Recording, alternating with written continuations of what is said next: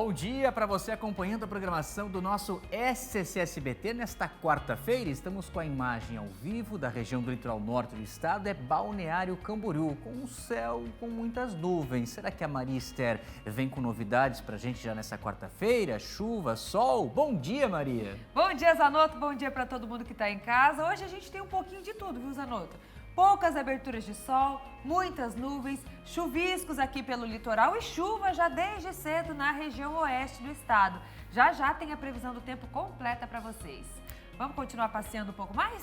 Vamos agora com a capital do estado, mostrando o trânsito para você, como está a movimentação agora nas pontes Pedro Ivo e Colombo Salles. De momento não há nenhum acidente, o fluxo é tranquilo, normal para quem acessa a ilha de Santa Catarina. É isso, e falando em acidente, como não tem acidente por aqui, a gente teve um grave acidente hoje na BR-376, né? Que é a nossa 101, né, quando chega no Paraná. As imagens que a gente está mostrando foi durante a madrugada ainda, Maria Esther. Eu estava vendo o relatório da Polícia Rodoviária Federal e podemos dizer que desse caso existe um herói. O motorista da van que conseguiu com uma faca cortar os cintos e resgatar 15 ocupantes dessa van, que eram crianças, Maria Esther, que estavam vindo passear no Parque Beto Carreiro em Penha, quando se envolveram nesse grave acidente, chegando já bem próximo à divisa do estado de Santa Catarina. Daqui a pouco a nossa equipe de Joinville, Luiz, vai atualizar todas as informações, porque a 376 ficou a manhã toda trancada. Exatamente, os detalhes sobre esse acidente daqui a pouquinho. Tem ainda, pessoal, imagens impressionantes e emocionantes. Um menino autista de apenas 8 anos desapareceu por 30 minutos e foi encontrado em um rio de Santa Catarina. Mas acredite, essa história tem um final feliz e o desfecho é impressionante. A gente conta em instantes para vocês. Ali a gente está vendo o bombeiro, né, resgatando esse menino de dentro do rio. Daqui a pouco te traz mais detalhes. Maria Esther, você que está acompanhando o nosso SCC, também ainda hoje, após o julgamento, o Superior Tribunal de Justiça decidiu manter a Restinga como área de preservação permanente, apenas nos casos previstos no Código Florestal. Mas, afinal, o que isso significa para os moradores, principalmente para quem está no litoral do nosso estado? Ainda existe algum risco das demolições? A gente vai trazer mais detalhes a partir de agora no nosso SCC Meio-Dia. Fique com a gente, estamos no ar.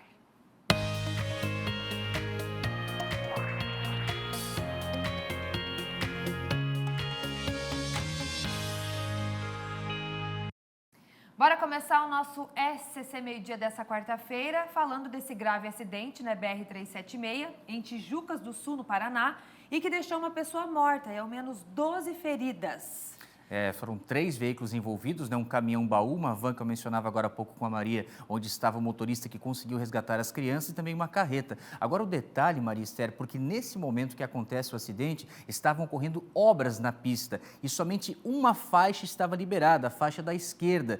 E esse deve ter sido o motivo, a princípio pelas primeiras informações, dessa colisão que infelizmente tirou a vida de uma pessoa e deixou outras feridas. Vamos direto com o Luiz Felipe Melo, que traz mais detalhes para a gente, para saber se a pista já foi liberada e o que a gente tem até o momento de informação, porque a 376, infelizmente, né, Luiz, acaba sendo uma frequência impressionante desses graves acidentes e hoje ainda envolvendo uma van cheia de crianças, né, Luiz? Bom dia. Muito bom dia, Henrique, bom dia, Maria, a todos que estão assistindo o SCC Meio-Dia, é um prazer ter a sua audiência. Exatamente, Henrique, falaste muito bem. A BR-376, para a gente se situar geograficamente, sai da capital paranaense, de Curitiba, e chega até a 101 em Garuva, se transforma na 101, ela corta toda a Serra do Mar ali na cidade de Guaratuba, Tijucas do Sul, Agudos do Sul. E é um local bastante movimentado para quem faz esse trajeto, Curitiba-Joinville, Curitiba-Balneário Camboriú, um dos locais mais acessados da nossa região. E nesse local, diversos acidentes já aconteceram. A gente lembra, ano passado, aquele caso do grupo de Pelotas, no Rio Grande do Sul, que infelizmente acabaram perdendo a vida, o grupo de remo que acabou perdendo a vida também na BR-376, ou quando teve aquele deslizamento muito sério que acabou ocorrendo. E desde que aconteceu aquele deslizamento, a BR-376 segue em obras, principalmente nesse local ali do quilômetro 667, 666, que constantemente tem essas obras. E hoje, novamente, foi nessa localidade que acabou ocorrendo este grave acidente entre um caminhão-baú, uma carreta e uma van. por questão de obras, apenas a faixa da esquerda estava liberada para o tráfego, que estava sinalizado com fluxo lento. O motorista do caminhão, então, ao se deparar com os veículos parados na fila, tentou desviar para a faixa central, porém estava interditada por conta dessas obras, e aí se deu todo este acidente. E como tu falaste muito bem, Henrique, o motorista da van foi um herói. Essa van que vinha de Prudentópolis, iria para o Parque Beto Carreiro, aqui na cidade de Penha. O motorista da van, mesmo ferido, acabou utilizando uma faca e conseguiu retirar 15 passageiros, cortando cintos de segurança antes que a van ficasse consumida pelas chamas. Imagens bastante fortes que nós recebemos hoje pela manhã. Nossa equipe do Portal SCC10, a Carol do SCC SBT também fazendo toda a produção de algo tão triste, né? Afinal, acabou vitimando pessoas ali nessa localidade. 15 passageiros estavam na van e o motorista deste, 2 feridos graves, sendo um homem e uma criança. Uma mulher teve ferimentos leves e o restante dos passageiros não tiveram lesões. O caminhão baú estava apenas com o motorista, que infelizmente acabou perdendo a vida, e na carreta um motorista com lesões. As causas ainda, obviamente, serão investigadas e, por enquanto, que se tem de notícia é que o trânsito segue parado na BR-376. Então, você que está em Joinville, você que está em Itajaí, Balneário Camboriú, pretende acessar a capital curitibana, a capital paranaense, ali em Curitiba, já saiba que nessa localidade, por enquanto, o trânsito não foi liberado. A outra via de acesso é a SC 418, a popular Serra Dona Francisca, onde constantemente está havendo paralisação, inclusive amanhã tem uma nova paralisação das 8 às 17, e ali também tem o trânsito mais lento por conta das obras da área de escape da SC 418. Então, você que tem viagem marcada para a capital paranaense, para Curitiba ou para Tijucas do Sul, para Agudos do Sul, ou até também para a cidade de Mafra, até nessas localidades, saiba que o trânsito vai ficar intenso para quem vai pegar este outro acesso e também que, por enquanto, não houve a liberação da BR-376, por isso o trânsito está parado neste exato momento. A gente pede, se você puder adiar a sua viagem, adie para mais tarde ou adie até para amanhã, para evitar ficar na fila. E se for pegar esse C418 como alternativa, vá com calma, vá devagar para que não aconteça mais acidentes. A gente manda aqui as condolências aos familiares dos vitimados nesse grave acidente que acabou acontecendo na BR-376. Eu volto com vocês no estúdio. Nossos sentimentos, primeiramente por aqui, né, Luiz? Obrigada pelas informações, pela apuração de todos os detalhes. Agora, Luiz, confirma pra gente, né? Você acabou de falar que a BR-101, a 376 lá na frente, está bloqueada. Isso nos dois sentidos, tanto para quem vai de Santa Catarina para o Paraná, como quem vem do Paraná para cá? Só confirma essa informação. Isso, a gente está verificando com a Polícia Rodoviária Federal, porque está acontecendo essa atualização constantemente, Maria. Então, por enquanto, a informação que a gente sabe é que o trânsito segue bloqueado ali na BR-376. Porque o acidente foi na descida, né, mas pode ser realmente, né, pelas equipes que estão trabalhando no local, a necessidade de ter interditado no sentido oposto, né, que é justamente quem está subindo de Santa Catarina para o Paraná. Mas é claro, né, Luiz, que a gente vai acompanhando as informações que vêm da Polícia Rodoviária Federal, as nossas equipes estão apurando e ao longo dessa edição a gente atualiza esse caso também. Muito bem, a gente tem aqui ao vivo, a nossa produção colocou também um aplicativo de mapa de trânsito para a gente conseguir ver como é que está esse acesso até o Paraná. Então, desde Garuva, o pessoal pode colocar aqui na tela só para a gente ver, de Garuva, e esse vermelhinho aqui quer dizer o quê? Que está trânsito parado, é isso, produção? Bloqueado. Então, onde tem esse pontilhado vermelho, está mostrando que o trânsito está parado, bloqueado neste momento, até com essa sinalização, ó. E isso vai até lá em cima, ó, passando... Então é no pedágio, né, Maria? Porque Garuva ali é o último pedágio de Santa Catarina. Então a informação que a gente tem visual do mapa indica isso, que o motorista consegue ir até o pedágio. Depois, trânsito fechado, então, em função do atendimento. Ainda esse grave acidente, uma morte confirmada e outras 15 pessoas feridas até o momento que nós temos é isso. Até porque é uma área de difícil comunicação, né? Exatamente. Muitas vezes não tem sinal para celular, na acaba serra ali o sinal né? é péssimo também. Até uma alternativa, eu tô vendo por aqui, ó, para quem quiser chegar ao litoral do Paraná, poderia exatamente entrar aqui em Garuva e ir por Guaratuba, ó, daí pega a balsa, o ferryboat, vai até Caiobá, Matinhos, e aí consegue acessar o Paraná por aqui também, né? Seria uma alternativa para quem já está na BR-101, naquela altura ali do norte catarinense. Então, seria uma alternativa desviar por ali. Eu acredito que, vendo aqui pelo mapa, a gente consegue ver que está liberada essa entrada para Guaratuba. Vamos atualizando ao longo dessa edição. Agora, trocando de assunto, Maria Esther, seguem suspensas as obras de construção do prédio na área central em Blumenau, onde completou uma semana, que aqueles operários sofreram um acidente no desabamento de uma laje. Exatamente. Como o Zanotto falou, foi há uma semana e a gente quer agora atualizar a situação. O PC está no local, tem as informações e a gente quer começar sabendo do estado de saúde daqueles operários que estavam internados na semana passada. Conta pra gente, PC, bom dia. Conto sim, bom dia Maria Esther, bom dia Henrique Zanotto. Estamos aqui bem em frente ao prédio onde tudo aconteceu há exatamente 7 dias, há uma semana.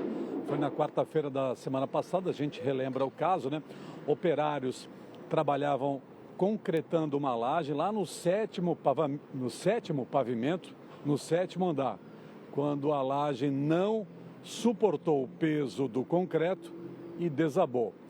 2 operários ficaram pendurados pelo cinto de segurança, pela linha da vida, e outros 5 operários despencaram lá do alto. Um deles, um homem de 49 anos, não resistiu à gravidade dos ferimentos. E outros 5 ficaram feridos. 4 deles foram hospitalizados. Então, Maria, a gente atualiza inicialmente a situação desses trabalhadores. 2 deles já receberam alta, uma boa notícia. Um deles recebeu alta no último domingo e outro recebeu alta no dia de ontem. Portanto, agora, apenas 2, as flores caem por aqui também, apenas 2 trabalhadores seguem hospitalizados após uma semana do acidente aqui neste prédio que está sendo construído. É uma ampliação da estrutura de uma clínica oftalmológica aqui na esquina da Rua 7 com a John Kennedy. Então, 2 operários seguem hospitalizados. Um deles no Hospital Santa Isabel e outro no Hospital Santo Antônio. Eles estão fora de perigo. A gente destaca também o seguinte, tem uma outra novidade. Alguns operários estão por aqui. As obras seguem suspensas, sim, Maria e Zanotto, mas é por pouco tempo, viu? Por que eu digo isso? Porque a empresa ou as empresas, as empreiteiras responsáveis pela obra, as empresas responsáveis pela obra, elas apresentaram toda a documentação exigida pela Defesa Civil no final da tarde de ontem. Um laudo técnico com adequações ao projeto foi apresentado à Defesa Civil e eu recebi agora há pouco a informação que a Defesa Civil acaba de liberar a retomada dos trabalhos por aqui. O que eu tenho ainda de informações para destacar? A empresa gestora da obra segue acompanhando as equipes técnicas, está à disposição dos órgãos competentes, aguardando também a finalização das investigações sobre o que teria acontecido a causa do desabamento da laje. A construtora também informa que mantém contato direto com as empreiteiras, que são as contratantes diretas dos profissionais internados. E, em nota, a empresa ainda diz que a prioridade é dar assistência aos hospitalizados, aos operários que saíram feridos do acidente. E, além disso, preciso destacar que a obra, a segunda nota, cumpria todos os requisitos legais, assim como também na condição de gestora, a empresa Rio, o gerenciamento da obra que também estava ocorrendo. Então, agora a última atualização, acaba de sair a informação, a Defesa Civil de Blumenau recebeu no final da tarde de ontem um laudo técnico com os ajustes necessários para a sequência das obras. Os engenheiros, pessoal técnico da prefeitura avaliou esse documento e já liberou. Então, as empreiteiras, a empresa responsável pela obra, essa empresa já está autorizada a retomar os trabalhos por aqui, o que deve acontecer nas próximas horas. E em relação aos operários, 2 receberam altas nos últimos dias e outros 2 seguem hospitalizados. E a polícia científica, a Polícia Civil, abriu um inquérito para apurar as causas deste acidente, por que a laje desabou. Esse trabalho de investigação prossegue aqui em Blumenau e a gente vai seguir acompanhando. Maria e Zanotto. Obrigada, PC, pelas informações. Para esses operários, né, que ainda seguem hospitalizados, desejamos aqui uma rápida recuperação para eles e a todos aí também, familiares, todo mundo. Obrigada pelas informações, viu, PC? Já já a gente volta para Blumenau, Vale do Itajaí, com outras notícias. Aproveitando agora para trazer a prestação de serviço trânsito, nós estamos acompanhando aqui uma imagem ao vivo agora da BR-101 no litoral norte, em Itapema, né, Maria? E chama a atenção que é bem próximo ao posto de fiscalização da Polícia Rodoviária Federal, para quem está chegando ali à região do Morro do Boi. E nós estamos vendo o trânsito praticamente parado, não há informação até o momento se há algum acidente e se ainda, né, Maria Esther, possa ser um reflexo do acidente na 376, mas isso significaria que estaria parado o trânsito desde Itapema até a divisa com o estado do Paraná, né? Então a gente vai buscar mais dados daqui a pouco para atualizar essa informação, mas vejam que as duas pistas para quem está indo sentido norte da BR-101 estão com o trânsito bastante lento no momento. Já que nós estamos falando do litoral norte, deixa eu trazer a informação que a cobrança da taxa de preservação ambiental lá de Bombinhas começa a valer já a partir do próximo sábado, dia 15 agora do mês de novembro. Vamos ao vivo com a Cris Pinheiro, que traz mais detalhes para a gente, quais são os valores, as formas de pagamento, porque estamos chegando em mais uma temporada. E, minha querida Cris, eu sou apaixonado por essa região, Bombas, Bombinhas, Mariscal, Canto Grande, Prainha da Conceição, pontinho lindo, né? Que nós temos aqui no nosso litoral do estado, Costa Verde Mar, Costa Esmeralda, mas para quem vai a essa região tem que pagar o pedágio, né, Cris? E como fica a cobrança para esse ano? Uma ótima quarta-feira, informação ao vivo é contigo, Pinheiro. Bom dia, Zanotto, Maria, a todos que nos acompanham, e eu sou apaixonada com a alma, sabe, Zanotto? Principalmente por Canto Grande, porque a minha mãe é de Canto Grande, então eu amo com a alma. Mas sim, durante o verão a gente tem que pagar aí a taxa de preservação ambiental e, de acordo com a lei municipal, começa, como você falou, neste sábado, dia 15, e segue até o dia 15 de abril de 2026. E eu já vou passar os valores que são praticados este ano, porque a gente sabe que quando muda o ano, aumenta aí a taxa a partir de janeiro, mas até o dia 31 de dezembro fica desta forma, Zanotto. Motocicleta paga R$ 4,50, veículos de passeio R$ 38, veículos utilitários R$ 57, veículos de excursão e micro-ônibus R$ 76,50, caminhão R$ 114,50 e ônibus R$ 191,50. E como você pode pagar? Você pode pagar antecipadamente, inclusive pelo site da Prefeitura, que é o bombinhas.sc.gov.br. Pode baixar o aplicativo da TPA no seu celular ou pagar nos totens de atendimentos localizados em 2 supermercados e também no pórtico da trilha do Morro do Macaco, que fica em Canto Grande. E também nas entradas do município, em Bombas ou em Zimbros. Motoristas que utilizam aí a cobrança automática podem usar as suas tags.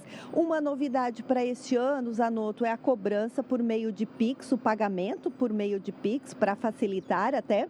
E de acordo com a assessoria, a temporada anterior no município arrecadou com a cobrança da TPA pouco mais de 26.400.000. A tarifação projetada para o período era pouco mais de 36.800.000, com uma diferença de 10 milhões aí atribuída à inadimplência. Segundo a assessoria ainda, este valor foi investido na aquisição de bote para apoio da fiscalização ambiental, prestação de serviços para a limpeza diária nas praias, compra de lixeiras, manutenção dos banheiros públicos com ducha, recuperação da vegetação, elaboração de um plano de manejo para os parques municipais de Zimbros e também do Morro do Macaco, campanhas de educação ambiental, manutenção da bandeira azul, entre outros.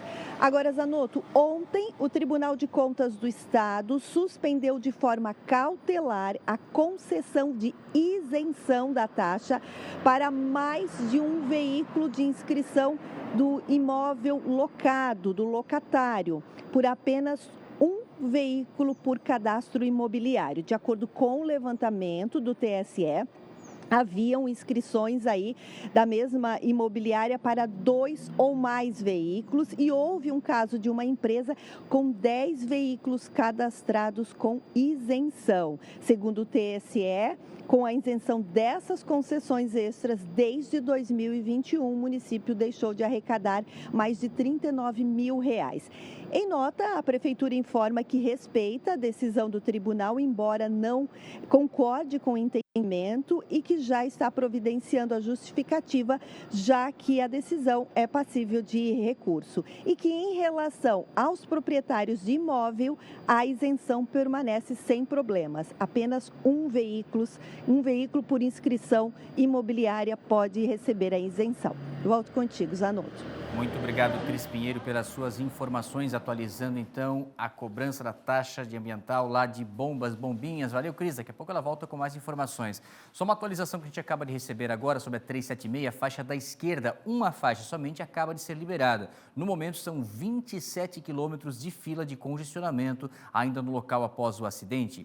E você vai ver nessa edição a seleção Canarinho, a seleção brasileira, segue a todo vapor a preparação para a Copa do Mundo 2026. Competição que você vai conferir aqui no SCC SBT, o maior evento do planeta. E os convocados do Carlo Ancelotti já se apresentaram para os últimos amistosos nesse ano. Daqui a pouco, o Paulo César conta tudo para a gente também sobre a preparação da seleção brasileira de futebol.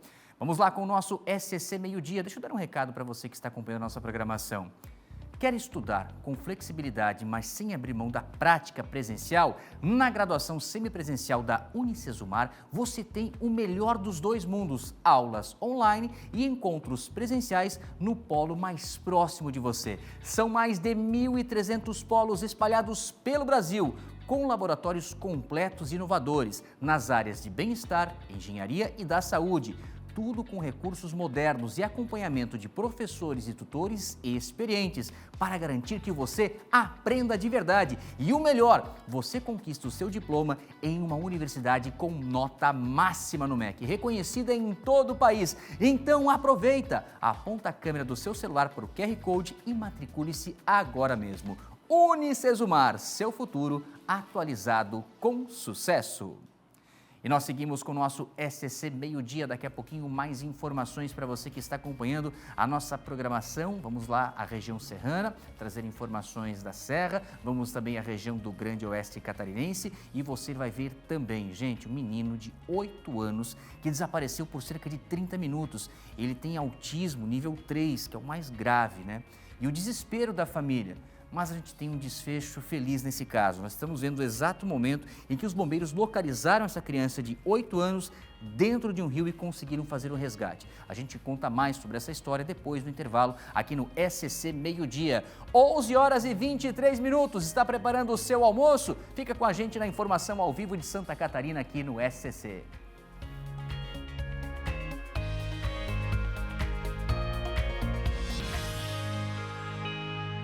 Estamos de volta com o SCC Meio-Dia, infelizmente, para falar de mais uma tragédia que acontece aqui no estado de Santa Catarina, de sujeitos que não estão preparados para viver uma separação. A gente vai falar de um caso que aconteceu na Serra, onde esse homem tirou a vida da sua esposa, da própria filha, uma criança de 5 anos, e depois tirou a própria vida. Eu vou direto com a Xana Marcon, que está acompanhando esse caso, e ela traz mais detalhes para a gente.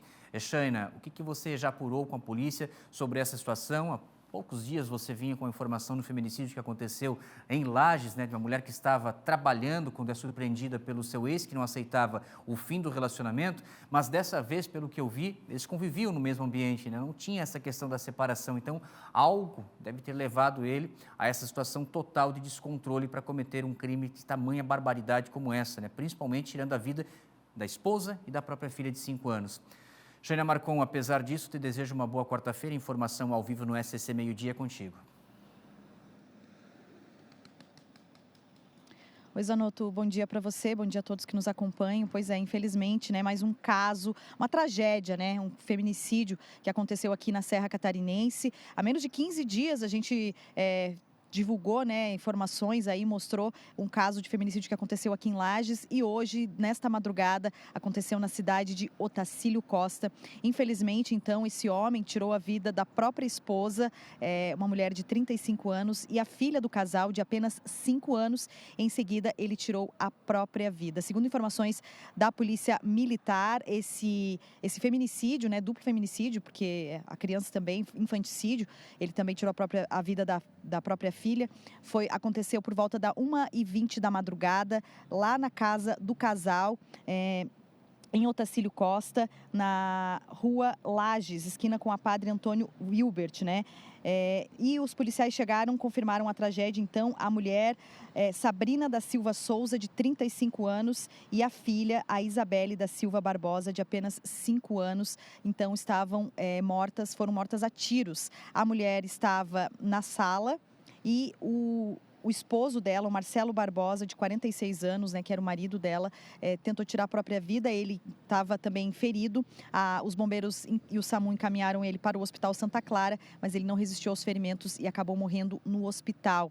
Então, a Polícia Militar, né, agora abriu um inquérito, então, juntamente com a Polícia Civil, para investigar, então, os motivos, né, o que teriam levado a essa tragédia em que o Marcelo tirou a vida da própria esposa, da Sabrina, de 35 anos, e também da Isabelle, a filha do casal, de apenas 5 anos. Ele era motorista de uma empresa lá da cidade de Otacílio Costa. Eles moravam há alguns anos já lá em Otacílio Costa. Ele é natural do Nordeste e a Sabrina, a esposa, natural lá de Otacílio Costa. A cidade de Otacílio Costa, então, amanheceu de luto, né? A cidade chocada com esse crime que aconteceu, com esse feminicídio. Inclusive, a Prefeitura de Otacílio Costa, o prefeito de Otacílio Costa, emitiu uma nota dizendo que a cidade amanheceu entristecida, né, com essa notícia que abalou a comunidade. Diante desse fato lamentável que aconteceu na madrugada, o prefeito e a Prefeitura manifestou profundo pesar pelas tragédias que resultaram, então, na morte da Sabrina e também da Isabelle, vítimas de um ato de feminicídio. E aí, então, a nota diz ainda que o momento de luto expressa, em nome da administração municipal, a solidariedade e condolências aos familiares e amigos das vítimas, e que Deus conforte os corações enlutados, para que esse triste episódio faça refletir com ainda mais urgência sobre a necessidade de combater toda forma de violência, especialmente contra mulheres e também crianças. Infelizmente, então, mais um caso de feminicídio registrado aqui na Serra Catarinense. É o terceiro este ano aqui na região da Serra Catarinense. Como eu falei, há menos de 15 dias a gente noticiou, então, a morte de uma mulher que foi morta a facadas na frente do trabalho dela, né, pelo ex-marido que não aceitava o fim do relacionamento. Esse caso de Otacílio Costa de hoje ainda está sendo investigado, então, pela Polícia Civil, né, da motivação, porque o casal vivia junto, né, tinha a filha, e a mulher tinha um outro filho, fruto de um outro relacionamento, que não estava na casa no momento em que ela e a filha foram mortas pelo marido. Eu volto com você aí no estúdio, Zanotto. Shana, e outro fato que a gente vai informar aqui, que não dá para saber ainda se há relação ou não, uma coincidência, porque no município vizinho, Otacílio Costa, município de Palmeira, comunidade de Mato Escuro, aconteceu ontem por volta das 6h30 da tarde um homicídio. Um homem de 23 anos foi assassinado e não se tem autoria do crime. Agora, por que eu estou falando isso? Porque tanto no homicídio que aconteceu em Palmeira, como nesse caso, o calibre da arma utilizada é o mesmo, né? É 9 milímetros, uma arma de calibre restrito. Então, a polícia, claro, que está apurando os dois casos. A princípio, não há ligação, a não ser esse fato, né, de um homicídio às 6h30 da tarde com uma pistola 9 milímetros. Depois, durante a madrugada, essas mortes, então, de Otacílio Costa. Mas vamos aguardar, né, Xênia? Vamos aguardar a apurada investigação nos próximos dias para ter mais atualizações e saber se há alguma relação ou não, se é apenas uma coincidência. Certo, Xênia? Isso mesmo, Zanotto, a polícia ainda investiga, né? Mas segundo informações que a gente recebeu agora há pouco aqui na nossa redação da Rádio Clube de Lages, parece que esse homicídio que aconteceu em Palmeira não tem ligação com as mortes ocorridas em Otacílio Costa na madrugada, em que o marido tirou a vida da esposa e da filha de 5 anos. É claro que a Polícia Civil ainda vai trazer mais informações, a Polícia Militar, mas a princípio, pelo que a gente apurou agora no final da manhã, esse homicídio que aconteceu lá em Palmeira não tem relação com as mortes, com o feminicídio que foi registrado em Otacílio Costa. Mas claro que a gente continua acompanhando e trazendo as informações aqui no SCC Meio Dia. Volto contigo. Muito obrigado, Xênia, pelas suas informações.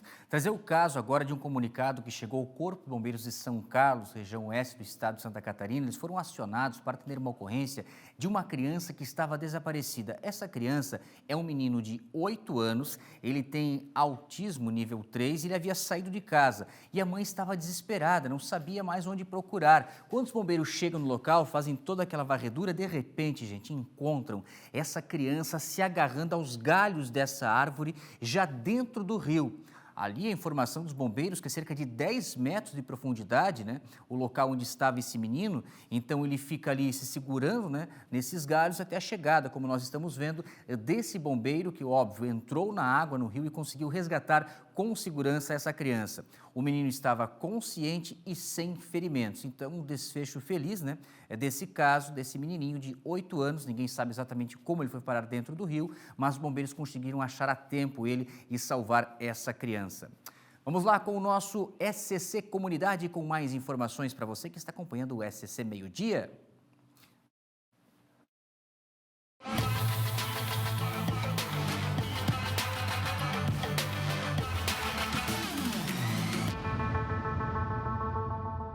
Comerciantes estão reclamando de uma situação que tem causado prejuízos em vários estabelecimentos de Chapecó.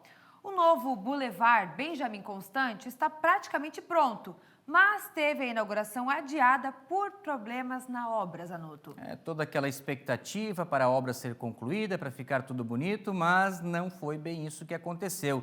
Felipe Bastos, uma ótima quarta-feira. Informação ao vivo no SCC Meio Dia é contigo. Muito bom dia, Zanotto, bom dia para Maristério e para todo mundo que acompanha o SCC Meio Dia. Pois é, a gente está aqui agora e fala ao vivo do centro de Chapecó, no novo Boulevard Benjamin Constant. A obra, como vocês podem ver, ela está praticamente pronta. Quando ela teria que ser inaugurada na última semana ali, ela foi parada. O porquê? Foi cancelada essa inauguração por problemas nessa obra, viu? Que começou em abril do ano passado. Até agora, ela já teve 2 inaugurações canceladas por problemas na obra. Andrés, mostra pra gente um pouquinho como que tá o novo Boulevard Benjamin Constant, que é um dos principais pontos da cidade de Chapecó. Inclusive, vai ser um dos principais pontos turísticos, novos pontos turísticos aqui da cidade. Mas alguns comerciantes, eles estão enfrentando problemas, tanto na redução dos clientes, como também eles mesmos encontraram problemas estruturais nessas obras. Obra que custou aí em torno de 15 milhões de reais. Agora pela manhã nós conversamos com alguns comerciantes, inclusive, para saber o que eles acham dessa obra que já teve a inauguração pelo menos 2 vezes adiada. Vamos acompanhar. Essa é a terceira vez, né? E dessa terceira veio mais água ainda. A gente só deu sorte que estávamos atendendo, a equipe estava aqui, a gente conseguiu bloquear essa água, mas eu tive que deixar cliente na cadeira para poder ajudar aqui. Então cria um transtorno, uma insatisfação muito grande, porque a gente torce, né, pela cidade, para que tudo fique bonito, o projeto, né, trazendo essa beleza, essa estética para... Por mais que alguns achem esquisito, né? Eu particularmente achei bonito, estou achando bonito, porém o chato da coisa é a fiscalização. A gente teve muito transtorno, muito prejuízo, vias trancadas, fechadas, né? Então o sentimento que fica é de tristeza, de revolta pelo que a gente vivenciou, a gente via que teve muitos erros desde o início. Então, a gente que não entende muito, né? Mas a gente via muito conversando com o pessoal trabalhando, né? Um dia fazia, outro dia vinha e refazia. Então, é isso, é muito triste porque já é a segunda vez, né, da data tão esperada, nós como comerciante, né? Pois é, como essa comerciante falou na entrevista pra gente, a primeira data de inauguração seria na última sexta-feira, mas por causa do mau tempo, ela foi transferida para amanhã, quinta-feira, dia 13 de novembro. Porém, por causa desses problemas na estrutura dessa obra aí, ela teve que ser adiada ainda sem uma data a ser definida. Inclusive, o show da família Lima, que seria feito aqui no novo Boulevard Benjamin Constant, vai acontecer amanhã, porém, lá na Praça Coronel Bertazzo, bem no centro de Chapecó, na frente da Catedral. Eu estou aqui, viu, Maria Esther e Zanotto, com o Maurício Lise, ele que é secretário de Desenvolvimento Sustentável e Obras Estruturantes aqui da cidade de Chapecó, até para atualizar essa situação para a gente, secretário, já começando a falar dessa situação nas últimas semanas aí, né, muitas reclamações, né, quase 2 anos, o pessoal enfrentou bastante transtornos logo no começo da obra ali mesmo, estava bastante complicada por aqui. O que aconteceu de fato, secretário, para essa obra, para esse bulevar ter sido adiado pelo menos 2 vezes? Bom dia. Bom dia, então, né? Então, cabe salientar que a fiscalização tem orientado, tem notificado essas inconformidades há bastante tempo à empresa. Na última sexta-feira estivemos aqui junto com o prefeito João Rodrigues. O prefeito João Rodrigues também acompanhou todas essas inconformidades, basicamente, né, a questão de acabamento, seja no paver, no recorte ou na sujeira e entulhos na obra. Então, foi dado 5 dias úteis, né, para a empresa. Então, na próxima sexta-feira estaremos aqui fazendo uma nova vistoria para ver se de maneira satisfatória foi atendido o que nós solicitamos, senão o município vai encaminhar para a rescisão do contrato. Paralelo a isso, já o município vai abrir o processo administrativo para, quem sabe, futuramente aplicar sanções, indenizações, enfim. E também cabe salientar que todo esse serviço mal prestado, o município ainda não fez o pagamento. Secretário, por que só agora, depois da obra praticamente pronta ali, foram vistos, pelo menos, ou foram divulgadas essas irregularidades aqui? Não, como eu falei anteriormente, né? Então, constantemente está sendo notificado. Existia uma promessa da empresa que todas essas inconformidades seriam entregues de maneira satisfatória, assim como o município exige no alvará de funcionamento, exige no ABITS o padrão de qualidade, o órgão público que tem que entregar a obra com qualidade. Então, foi isso a determinação do nosso prefeito João Rodrigues e é isso que nós temos feito, cobrado a empresa para entregar um padrão de qualidade. Que tipos de irregularidades vocês constataram aqui? A gente viu em vídeos também nas redes sociais. Teve estabelecimentos aqui em que a água entrou, né, dentro desse estabelecimento comercial. A gente teve alguns bueiros também ali, algumas caixas de água que foram as tampas, né? Elas não tinham como escoar a água realmente. Além dessas, que outras irregularidades vocês encontraram aqui, secretário? Exatamente. Então, identificado alguns problemas da drenagem, né, nas calhas. Foi identificado problema no acabamento do paver, o recorte, sujeira, entulhos, enfim, espalhados pela obra. Então, tudo isso a gente tem cobrado da empresa para entregar o quanto antes para nós acabar e finalizar e entregar essa obra para ser exemplo, como é o Ecoparque, como é o Edir Demarco. Não tenho dúvida que essa obra aqui vai ser um ponto turístico, seja para eventos culturais, eventos gastronômicos em nossa cidade. Para encaminhando já para o final também, secretário, quantas notificações já foram feitas para a empresa e qual que é a resposta? Ela tem um prazo ainda a ser cumprido, que se encerra inclusive nessa sexta, né? Exatamente, né? Então já foram feitas 5 ou 6 notificações para a empresa, fora que todo dia o fiscal está aqui, tem conversado via WhatsApp, via e-mail com a engenheira responsável da obra, né? E aí, então, a sexta-feira é o último prazo para eles entregar de forma satisfatória, senão o município vai rescindir o contrato e aí o município, paralelo a isso, existe um outro contrato para execução de paver em obras públicas na cidade, que a gente finaliza a obra e entrega para a comunidade. Quanto tempo? A nossa expectativa é dentro desse ano ainda ser entregue. Tá certo. Obrigado, então, ao secretário Maurício Lise, explicando essa situação que, olha, tem gerado bastante discussão, polêmica aqui na cidade de Chapecó. O novo Boulevard Benjamin Constant aqui na cidade. Os comerciantes ainda esperam que essa obra fique pronta, seja entregue para a população. Enquanto isso, a gente segue aguardando por aqui também. Qualquer novidade, a gente traz para o telespectador do SC Meio Dia. Zanotto, Maria Esther, devolvo para vocês no estúdio. Um assunto muito importante que você está trazendo para a gente aqui ao vivo agora, viu, Bastos, sobre o Chapecó, que envolve toda essa região central, né, toda a comunidade, o comércio também, os moradores. Agora, Bastos, enquanto você trazia a notícia, a gente prestou atenção também na chuva ao fundo. Aí hoje cedo você já me disse que chove desde as primeiras horas aí dessa quarta-feira. Como é que estão as temperaturas por aí também? Eu tô vendo você de camisetinha, né, de blusa de manga curta. Não tá frio, tá chovendo, mas não tá frio. Olha, Maria, eu falei contigo ali, acho que era por volta de 9 horas da manhã, né? Aquele foi o momento que começou a chuva um pouco fraca. Ela permanece daquela mesma forma de antes ali, a temperatura agora 22 graus. Porém, tem um ventinho, viu? Tem um ventinho, tá agradável, mas tem aquele ventinho chato mesmo, aquele ventinho gelado, mas a chuva não parou ainda há 1 minuto. Chove pouco, mas aquela chuva persistente agora aqui em Chapecó. Maria. Tá certo, Basso. Já eu vou trazer mais detalhes na previsão do tempo. É aquela chuva chatinha que a gente fala, né? Para sair do carro, você não quer pegar guarda-chuva, mas acaba se molhando, né? Então tá chovendo lá na região oeste. Já mais detalhes na previsão. Maria Esther, quando você está em casa, no jantar ou naquele almoço de fim de semana, a tilápia está no cardápio? Está. Eu amo tilápia, Zanotto. Amo. Sempre como. Pelo menos uma vez na semana ou 2 eu como tilápia. E você? Ah, importante. Eu também gosto em postinha, filezinho, mas no fogo, né? Peixe cru não gosto. Não. Tilápia cru não. Frito, cozido, assado, mas cru não. Mas vocês sabiam, pessoal, que os produtores aqui de Santa Catarina e do Brasil inteiro estão preocupados com o futuro da criação desse peixe, Zanotto? Isso porque uma mudança no cenário econômico aqui do país, né, pode afetar quem depende da piscicultura. A gente vai trazer uma reportagem com a Kaique Guede, com o Cristóforo, trazendo mais informações para a gente sobre essa questão envolvendo, então, o peixe, a tilápia, né? A reportagem do Kaique Guede e do Cristóforo da Silva. Criadores de tilápia estão preocupados com o futuro da atividade. Mudanças econômicas e nas regras nacionais podem tornar esse nicho da piscicultura insustentável. O mercado ainda está comprador para nós, mas eu não sei daqui 2 ou 3 meses.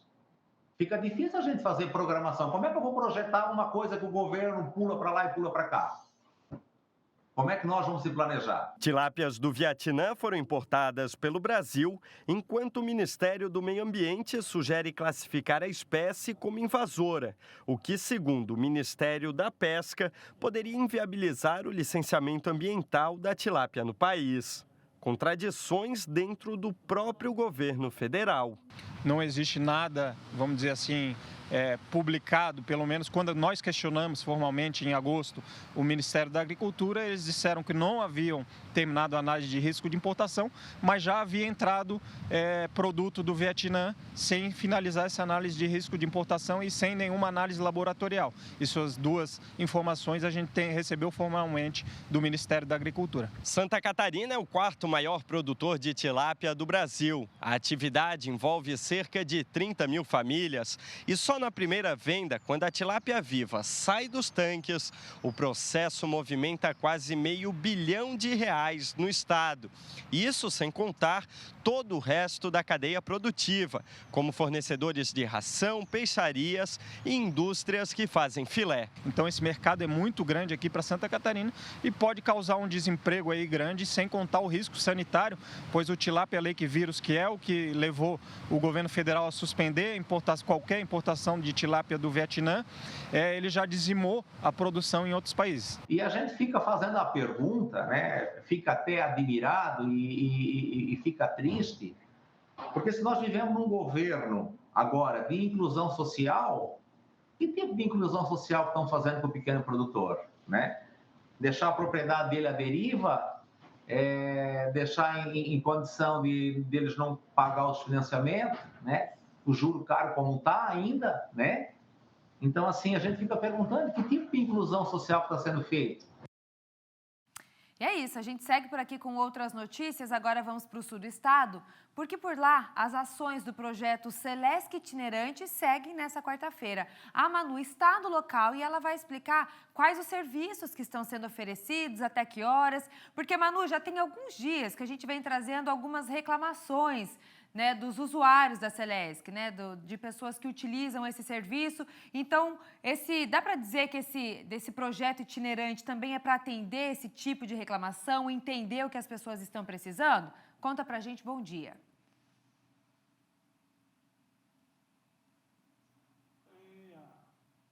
Dizer isso sim, até porque muitos serviços são feitos pela internet, o pessoal consegue fazer pela internet, mas a gente sabe que nem todo mundo tem acesso ou tem gente que tem dificuldade e essa ação justamente pode ajudar nessas dúvidas, né? A gente está aqui no bairro Santa Luzia, Centro Comercial D&D.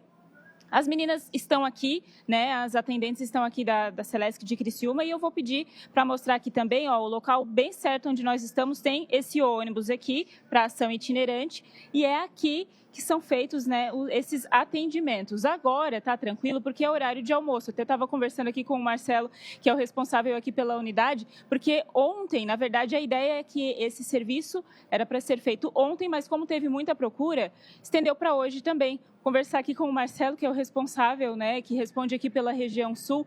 Marcelo, então falando desses atendimentos, o pessoal às vezes tem dúvida, a gente já vou começar te perguntando em relação, por exemplo, aquelas cobranças que vêm na fatura, as dúvidas que o pessoal tem também, às vezes não sabe o que fazer ali pela internet, tem uma dificuldade, também consegue resolver esse problema aqui nesse atendimento? Sim, bom dia a todos que estão nos assistindo. Então, a gente está aqui com a nossa equipe disponibilizando o esclarecimento dessas dúvidas referente à parte de convênios, referente a alguns itens que tem lá na fatura que a pessoa até desconheça e precisa de um esclarecimento. Certo, eu vou até pedir, enquanto a gente vai conversando aqui, ó, o pessoal chega aqui, gente, não tem erro, tá? É bem na entrada aqui do centro comercial, aí vai entrar ali, tem os atendentes, né, que vão fazer o atendimento ali na parte interna.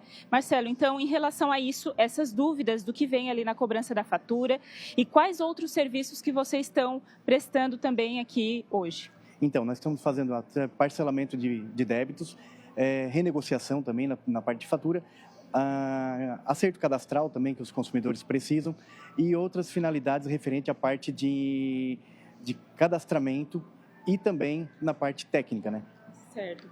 Bom, a ideia, né, a gente conversava aqui um pouquinho antes, porque essa é a primeira ação, então é o primeiro bairro que essa ação itinerante está passando. A ideia é que passe por outros locais também para facilitar, porque nem todo mundo consegue, por exemplo, chegar na sede da Celesc em Criciúma, né? Como é que vocês perceberam aí essa procura ontem e a ideia também para passar por outros locais? Então, o objetivo da empresa é fazer com que esteja essa aproximação entre o consumidor e a Celesc, facilitando os serviços que a Celesc presta perante a sociedade. Você falou, qual é a maior dúvida ou o serviço que o pessoal mais procurou ontem e hoje pela manhã aqui com vocês? Então, a maior procura foi através de parcelamento de débitos de fatura de energia. E o outro também referente à parte de acerto cadastral. Certo, então troca de titularidade, tudo isso, o pessoal tiver dúvida, consegue resolver tudo aqui? Sim, com certeza. Troca de titularidade, aí precisa de documento de posse, precisa de documento pessoal para poder efetuar esse documento. E estamos aqui disponíveis para parcelamento através de cartão de crédito também. Estamos disponíveis com outros meios também eletrônicos da empresa. Tirar essas dúvidas, né? Então, tem um número de WhatsApp também que dá para falar com vocês, né? Queria que você falasse esse número até para o pessoal entrar em contato. E, é claro, pode vir aqui e resolver tudo presencialmente. Então, vem aqui e já vai resolver tudo aqui. Mas tem esse número também que é aqui da região, né? Isso, é o 99860-0067. Ali você consegue retirar sua segunda via de fatura, fazer acerto cadastral e fazer outros serviços que estão disponibilizados por esse canal. E aqui vai ficar até que horas hoje o atendimento? Hoje vai ficar até às 17 horas aqui, certo? O atendimento. E depois a gente vai estar estudando uma nova possibilidade de retornar ao local. E ainda não tem, já tem um próximo bairro, uma próxima cidade que vai passar essa ação itinerante? Então, a princípio, agora a gente vai avaliar como é que foi o volume de atendimento aqui na região, certo? E com isso a gente vai fazer uma nova estruturação para atender em novos bairros de Criciúma e também nos municípios em torno. Então tá certo, muito obrigada. Marcelo conversando aqui conosco. Então, como ele falou, até às 5 horas da tarde o pessoal vai estar aqui atendendo. Se tem aquela dúvida em relação à fatura, algum tipo de serviço que você está precisando, às vezes não consegue ir lá na sede da Celesc, é só vir aqui, bairro Santa Luzia, aqui no Centro Comercial, D&D, bem na frente, já vai ver esse ônibus aqui do atendimento e o pessoal vai atender e tirar todas as dúvidas, tá? Então, hoje até às 5 horas da tarde. Volto com vocês aí no estúdio. Muito obrigada, Emanuela Justino, pelas informações, ao vivo, direto de Criciúma. Zanotto, contigo. Vamos com informações ao vivo de uma ocorrência atendida pelo Corpo de Bombeiros aqui no sul da ilha nessa manhã. Incêndio em residência. O Thiago Pires que atualiza para a gente, porque a informação que nós tínhamos de momento é que quando a casa pega fogo, não havia ninguém na residência, eram seus pets, né? Acho que um cachorrinho que estava no local. Thiago Pires, bom dia. A informação ao vivo é contigo. Oi, Zanotto, bom dia para você, para toda Santa Catarina. Pois é, a gente não gosta, né, desse tipo de situação, mas o jornalismo exige. A gente traz aqui, infelizmente, uma residência no Carianos. Nós estamos bem na rua César Augusto de Souza, tá? Essa residência pegou fogo hoje pela manhã, era por volta de 7h45 da manhã, quando o incêndio começou. Inclusive tem as imagens da câmera de segurança aqui da frente, da residência em frente, que mostra principalmente, né, o que é impressionante é a força do fogo e a rapidez com que ele toma conta. É uma casa de madeira na parte da frente aqui e apenas tinha uma parte de alvenaria ali atrás, onde felizmente estava o cachorrinho, tá, da família. Não tinha ninguém em casa no momento, o morador, o Felipe, que mora aqui na residência, não estava em casa, graças a Deus. O cachorrinho estava nessa parte de alvenaria, o que fez com que ele pudesse ser resgatado, né? Se estivesse dentro de casa, infelizmente seria um outro final, mas ele foi resgatado. Agora é impressionante, viu? Como é uma casa de madeira, o fogo destruiu totalmente a casa. Ficou apenas aqui a parte do alicerce, a parte do chão. O vizinho aqui faz a limpeza também, até porque atingiu ali a residência vizinha, né? As chamas atingiram ali a parede e também nesse momento eles fazem a limpeza ali do local. Agora é impressionante o estado que ficou essa residência. Agora vou pedir aqui, Ari, vamos chegar aqui perto, porque o Felipe é o morador desta residência. Ele que mora aqui. Felipe, queria falar com você aqui. Em primeiro lugar, os nossos sentimentos aí, desejando força para recuperar, agradecendo a vida, né? Todos estão bem. Sua mãe está aqui, a gente sabe que ela está bastante nervosa, mas, Felipe, você não estava em casa no momento. Como é que ficou sabendo? O que já se sabe que aconteceu aí?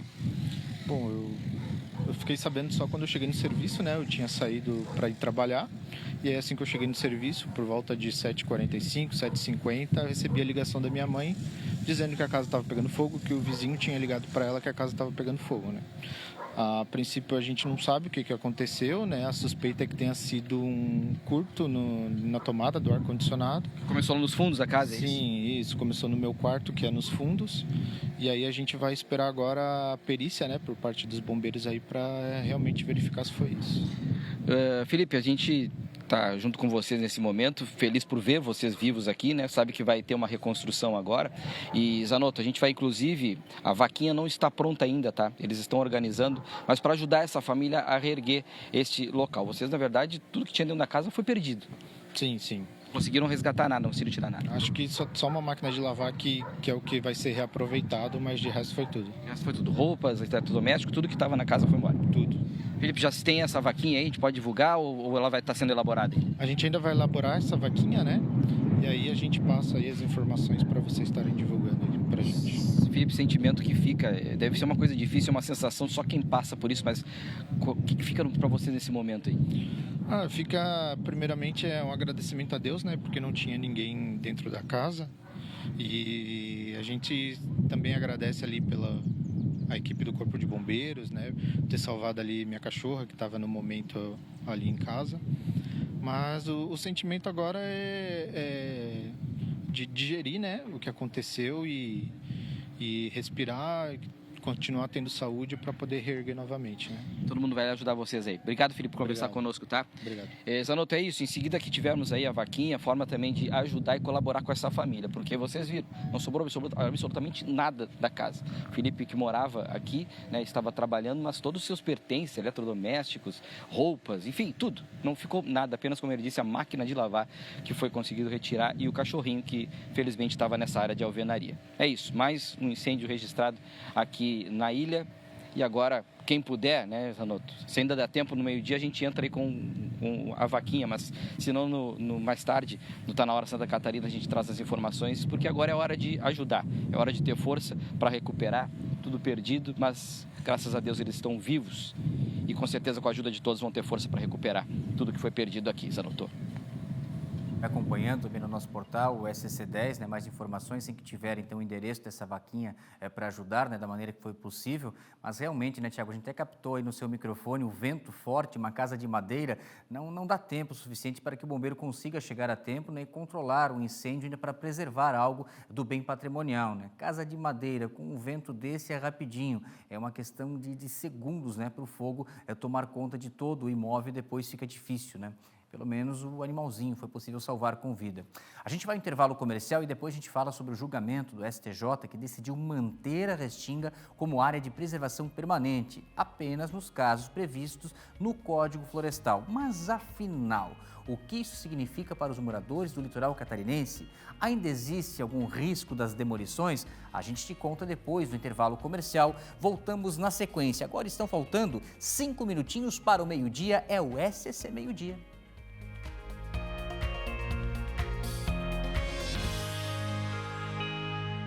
Estamos de volta com o SCC Meio-Dia e agora nós vamos atualizar o caso da decisão do Superior Tribunal de Justiça após o julgamento nessa semana que o STJ manteve a restinga como área de preservação permanente apenas nos casos previstos no Código Florestal, né, Zanotto? Que é quando a vegetação tem a função de fixar as dunas ou estabilizar os mangues, como a gente vê nessa imagem aqui, o exemplo da Praia da Joaquina, que aqui traz bem o contexto, né, Maria Esther? Ao mesmo tempo que aqui a restinga não existe mais, onde foram construídos os restaurantes e empreendimentos, do outro lado, toda a preservação com a chamada duna, né, da Joaquina. E algo semelhante nós temos lá nos Açores e Pântano do Sul, né? Eu estava lá semana passada, estava vendo, me chamou a atenção, Maria Esther, a duna estava para mais de 1,5 metro, quase 2 metros de altura, foi levada pela última ressaca, mas como há restinga, então depois, ao longo do tempo, o mar vai devolvendo essa areia. O problema é quando tem construções e não há mais a restinga, né? Exatamente. Vamos chamar o Kaique Guede ao vivo?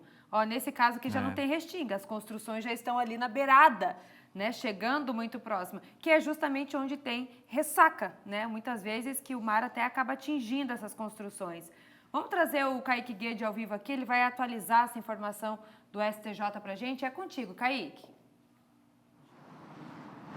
Olá, Maria Zanotto, um forte abraço a todos que assistem o SCC Meio-Dia. A decisão do STJ, ela vem para pacificar e padronizar entendimentos relacionados às áreas de restinga em todo o Brasil. Lembrando que esta decisão terá valor nacional no país inteiro a partir de um imbróglio judicial que surgiu em Santa Catarina. O STJ, é importante nós frisarmos, teve esta decisão de forma unânime, ou seja, é algo que realmente traz uma segurança jurídica bastante grande para a faixa litorânea brasileira. O Ministério Público catarinense previa de forma inicial que todas as áreas com vegetação de restinga fossem tratadas como áreas de preservação permanente, APPs. Isso foi descartado, não tem valor nenhum. Portanto,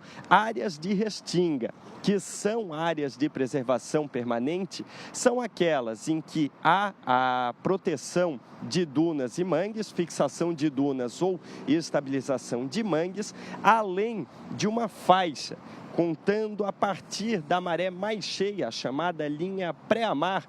A partir da linha pré-amar, conta-se 300 metros em direção ao continente e, nesse espaço, qualquer área com vegetação de restinga será tratada como área de preservação permanente. Esse é um entendimento que já existia desde 2002 pelo CONAMA, por meio de uma resolução do CONAMA. Só que veio o Código Florestal em 2012 e acabou falando apenas na fixação de dunas e na estabilização de mangues. Agora, portanto, o que vale é o seguinte: vegetação de restinga como área de preservação permanente. É aquela que está na faixa de 300 metros do mar para o continente, independentemente da presença de mangues ou dunas. E também a vegetação de restinga, mesmo que fora desses 300 metros, mas que tem a função de fixar dunas ou estabilizar mangues. Isso foi o que determinou o Superior Tribunal de Justiça e agora vale no Brasil inteiro. Aquela possibilidade da restinga ser a área de preservação permanente acontecer em todas as áreas de restinga foi descartada. Isso traz uma segurança jurídica, principalmente para a exploração imobiliária, empreendimentos diversos no litoral brasileiro, e foi algo bastante comemorado pelo governo catarinense, representado no Superior Tribunal de Justiça pelo Procurador-Geral do Estado, Marcelo Mendes. Isso sem contar diversas outras lideranças jurídicas e também representantes de estados da costa brasileira. A mudança já vale e como fica a questão de casas. Eu tenho, por exemplo, né, o caso de quem nos assiste. Poxa, eu tenho uma casa que está bem próxima da costa. Cada caso, ele é analisado de forma individual. Não significa que a partir de agora houve uma determinação do STJ, então vai demolir tudo. Ou vai poder construir, poderão ser construídas casas diversas, independentemente de qualquer forma, independentemente de segurança. Não. As áreas de Restinga, elas são protegidas pela lei da Mata Atlântica. Então, mesmo aquelas em que não há área de preservação permanente, elas precisam seguir a lei da Mata Atlântica e uma série de determinações legais para que ali possa haver uma exploração econômica. Qualquer coisa fora disso precisa ser analisada individualmente. Mas fato é que a decisão do STJ, como eu disse no início, vem para pacificar e padronizar uma discussão antiga. Agora, portanto, há segurança jurídica e a área de preservação permanente de Restinga fica limitada a esses 300 metros da pré-mar para o continente e para as áreas de estabilização de mangue e fixação de dunas. Maria Zanotto. Muito obrigada, Kaique Guede, pelas informações, falando sobre as áreas de Restinga, principalmente aqui pelo nosso litoral. Obrigada, Kaique. Maria, trazer informações agora de um sujeito que foi preso em flagrante pelo crime de importunação sexual porque ele estava em um parque na cidade de Chapecó. E a guarda municipal que foi acionada após uma denúncia que esse sujeito estaria exibindo as suas partes íntimas para quem estava no parque. Ô Felipe Bastos, a informação ao vivo é contigo. É isso mesmo, Zanotto. E quem fez a denúncia desse homem de 41 anos que foi preso em flagrante foi a própria mulher, de 29 anos, que estava neste parque, que fica na região sul, aqui da cidade de Chapecó. Ela chamou a guarda municipal, que pegou esse homem em flagrante. Quem vai contar mais detalhes para a gente sobre essa ocorrência que mobilizou a Guarda Municipal aqui de Chapecó é o Luiz Stobi, a quem eu já agradeço a disponibilidade, Luiz, comandante da Guarda Municipal, inclusive. Stobi, o que chegou para vocês desse caso, né, e que chamou a atenção também, que foi a própria mulher que fez a denúncia para a Guarda? Boa tarde. Boa tarde. Então, recebemos a denúncia através do telefone 153, né, da própria vítima.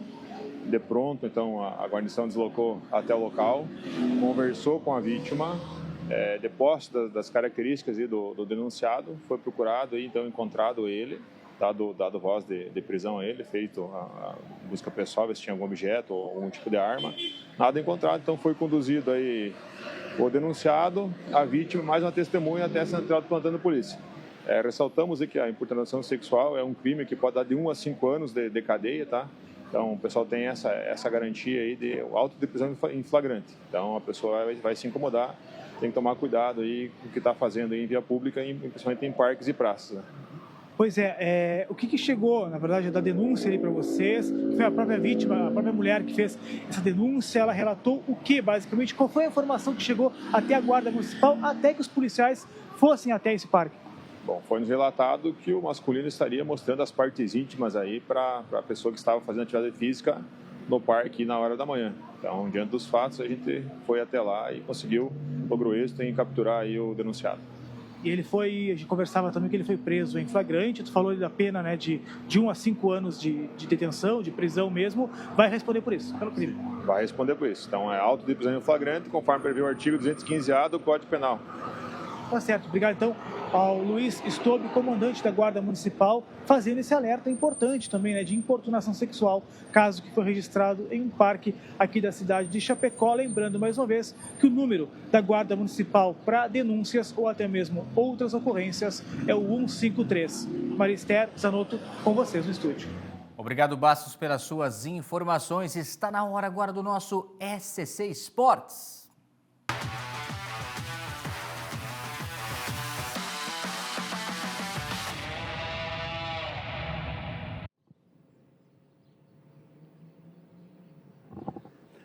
Boa tarde para você, boa tarde abençoado, abençoados. Está começando mais uma edição do SCC Esporte. Olha só, gente, dá uma olhada na máquina. Daqui a pouco a gente vai acelerar aqui no SCC Esporte com o novo campeão da Porsche Cup. Tá lá o Rude também, é outro abençoado aí, Zanotto, ó, comediante Rude está aqui também, já fala conosco aqui no SCC Esporte, o advogado, operador do direitos, piloto Silvio Morestoni, o novo campeão da Porsche Cup. O homem tá voando. Mas a gente começa essa edição de hoje do SCC Esporte falando sobre a Copa do Mundo de Futebol dos Estados Unidos, México e Canadá. Você sabe, né? Tá ligado? Copa do Mundo será no ano que vem, para ser mais preciso, daqui a 7 meses, de 11 de junho a 19 de julho. O maior espetáculo do futebol mundial, Copa do Mundo, que você vai conferir aqui na tela do SCC SBT, com um narrador, você sabe, né, a novidade, né? Um narrador que está começando agora, um futuro promissor pela frente, você vai conferir e acompanhar em todas as suas emoções, amigo. Aquele narrador que o Ronaldinho Galvão Bueno, futuro promissor, é do SCC SBT. Copa do Mundo é aqui. Por falar nisso, a seleção brasileira fará 2 amistosos, os últimos 2 amistosos do ano. O primeiro, sábado, em Londres, contra Senegal. Oportunidade para o técnico Ancelotti fazer os últimos testes antes da Copa do Mundo. Dá um confere aí. Dos 26 convocados, 22 já se apresentaram, mas apenas 14 estiveram em campo neste primeiro treino. 2 deles atuam no Campeonato Brasileiro. Um é Vitor Roque, goleador do Palmeiras, que vive grande fase. O outro é o estreante Luciano Juba, lateral esquerdo do Bahia, que celebrou o privilégio de vestir a amarelinha pela primeira vez. Uma sensação muito boa assim na hora, sensação maravilhosa tanto para mim quanto para minha família, meus amigos que estavam lá na hora assistindo, né? Quando eu vi que apareceu meu nome na TV ali, eu já pulei gritando ali, só consegui segurar meu filho assim, não sei nem como é que ele não caiu. Vindo de uma derrota contra o Japão por 3-2, com pouco tempo para corrigir as deficiências do time e dar uma cara à seleção, Carlo Ancelotti comandará a seleção contra Senegal e Tunísia para fazer testes de nomes que vão representar o Brasil na busca pelo hexacampeonato.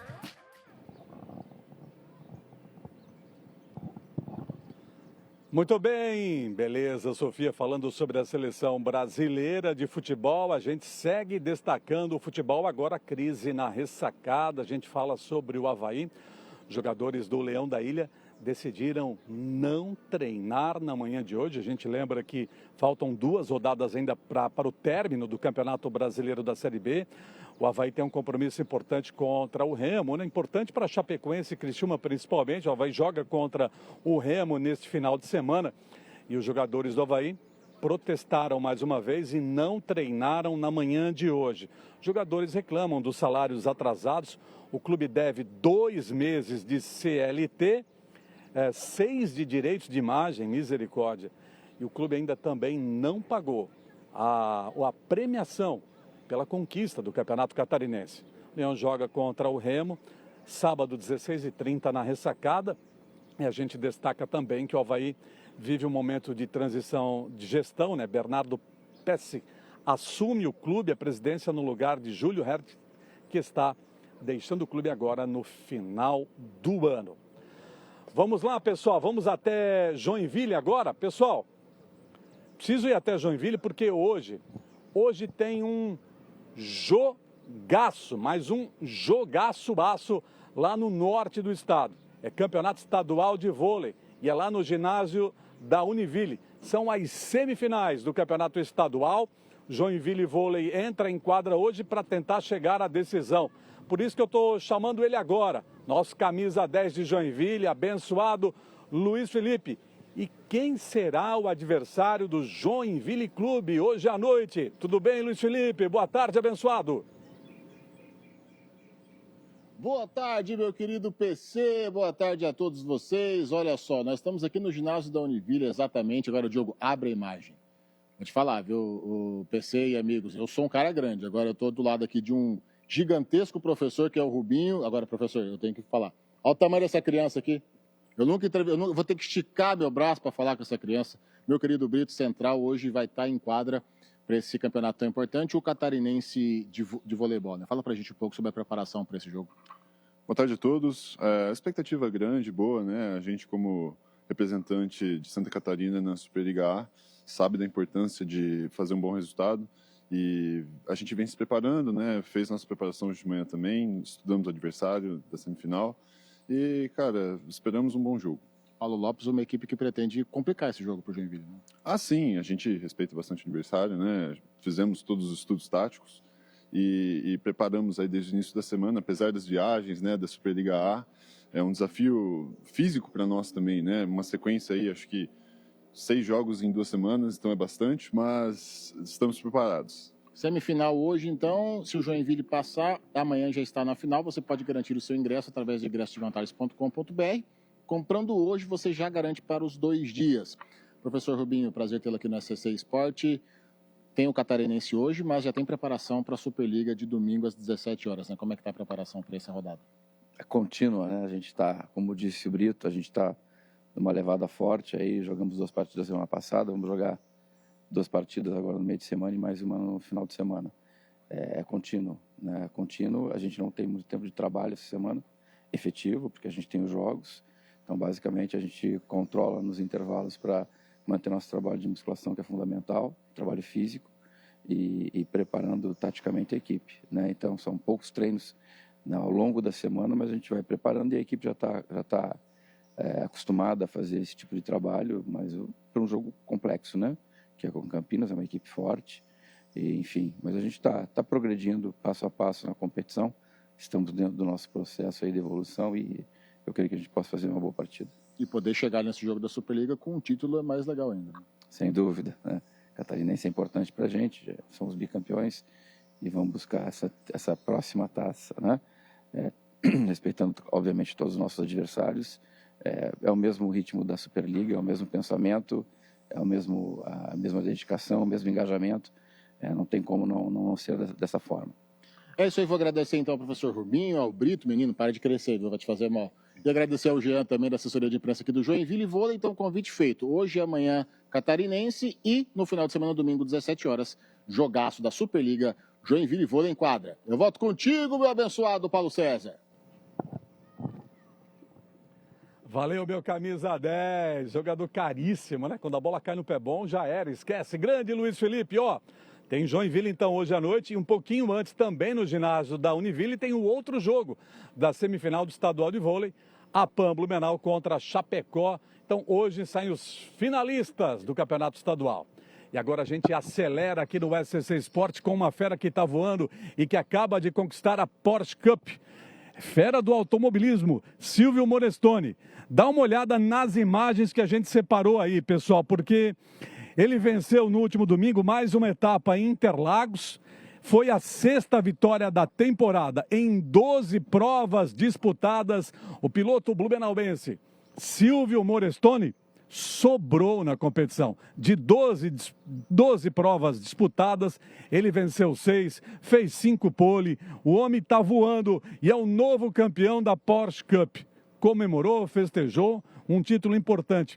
Os troféus estão aqui, a gente fala com o Silvio Morestoni e já a gente vai mostrar a máquina e um reforço de peso do automobilismo, uma lenda viva. Ele é ator, ele é comediante, ele é o mecânico do Silvio Morestoni, já a gente fala. Ô Silvio, o que tu destacarias de mais importante nessa conquista? Porque tu sobrou no campeonato, tudo bem? Parabéns pela conquista. Tudo bem, PC, obrigado. É uma competição difícil, né? Então, a maior dificuldade e o destaque, eu acho que é pelo fato de eu ser um piloto novato, né? E eu estou competindo com pilotos que têm histórico no automobilismo e eu ali como novato conseguindo chegar lá é uma honra muito grande para mim. Eu sempre fui fã de automobilismo, mas não tive o histórico que todos tiveram. Um jovem que foi comendo os mingau pelas beiradas e surpreendeu. É isso aí, a gente fez uma campanha sólida, né, durante o ano. Sempre tem algum tipo de tropeço. O automobilismo é tão interessante porque ele é imprevisível, né, como todos os esportes. Então chegamos na última etapa agora junto com a Fórmula 1 em Interlagos e a gente obteve 2 vitórias, né, 2 vitórias, uma vitória no sábado e uma no domingo. Monstro. E estamos levando o caneco aí, ó, aqui para Santa Catarina e para Blumenau. Legal, agora fala pra gente, Silvio, como é que foi viver aquela atmosfera da Fórmula 1, porque também teve a disputa, teve o grande prêmio de Fórmula 1 do Brasil nesse final de semana, em meio às disputas da Porsche Cup, né? Como é que foi para ti viver essa experiência, no meio das feras, né? No meio das feras do automobilismo mundial, da Fórmula 1, e levantar a bandeira de Blumenau no pódio, no lugar mais alto do pódio? Então, acho que o mais interessante disso, PC, é que quando a gente vence, nós temos locais separados lá dentro do autódromo, mas no dia no momento do pódio, você subir no primeiro lugar do pódio, onde o piloto de Fórmula 1, campeão mundial ali, estava subindo logo depois, realmente é uma emoção muito grande, né? E eu pude subir 2 vezes ainda. Boa, jogador. Vamos mostrar o carro por dentro, Felipe? E quero pegar uma palavrinha do Rudy também. Vamos mostrar essa máquina. Você sabe ligar esse carro aí, Rudy? Tudo bem? Comediante abençoado, lenda viva da comédia blumenauense. Tudo bem, Rudy? Obrigado pelas palavras, PC. Cara, e também parabéns ao nosso querido Silvio aí, né? Você é o campeão. Agora, quem já morou na colônia e viu um porco preso no chiqueiro, ele dá um berro, né? Agora, sente o berro desse bicho aqui.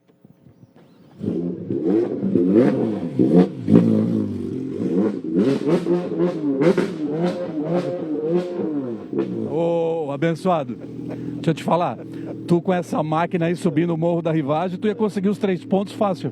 Ô, minha, o que mais vinha em cima é mulher geladeira. Tu conhece a mulher geladeira?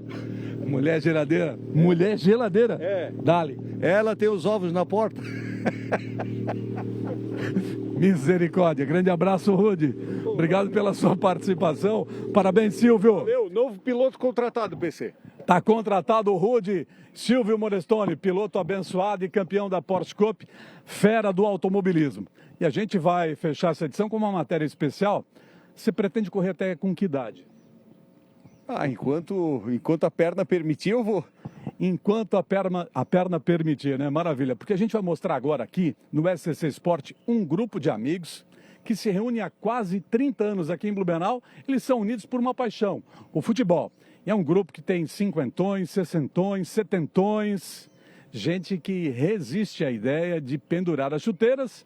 E você confere agora a nossa reportagem. É uma seleção de veteranos.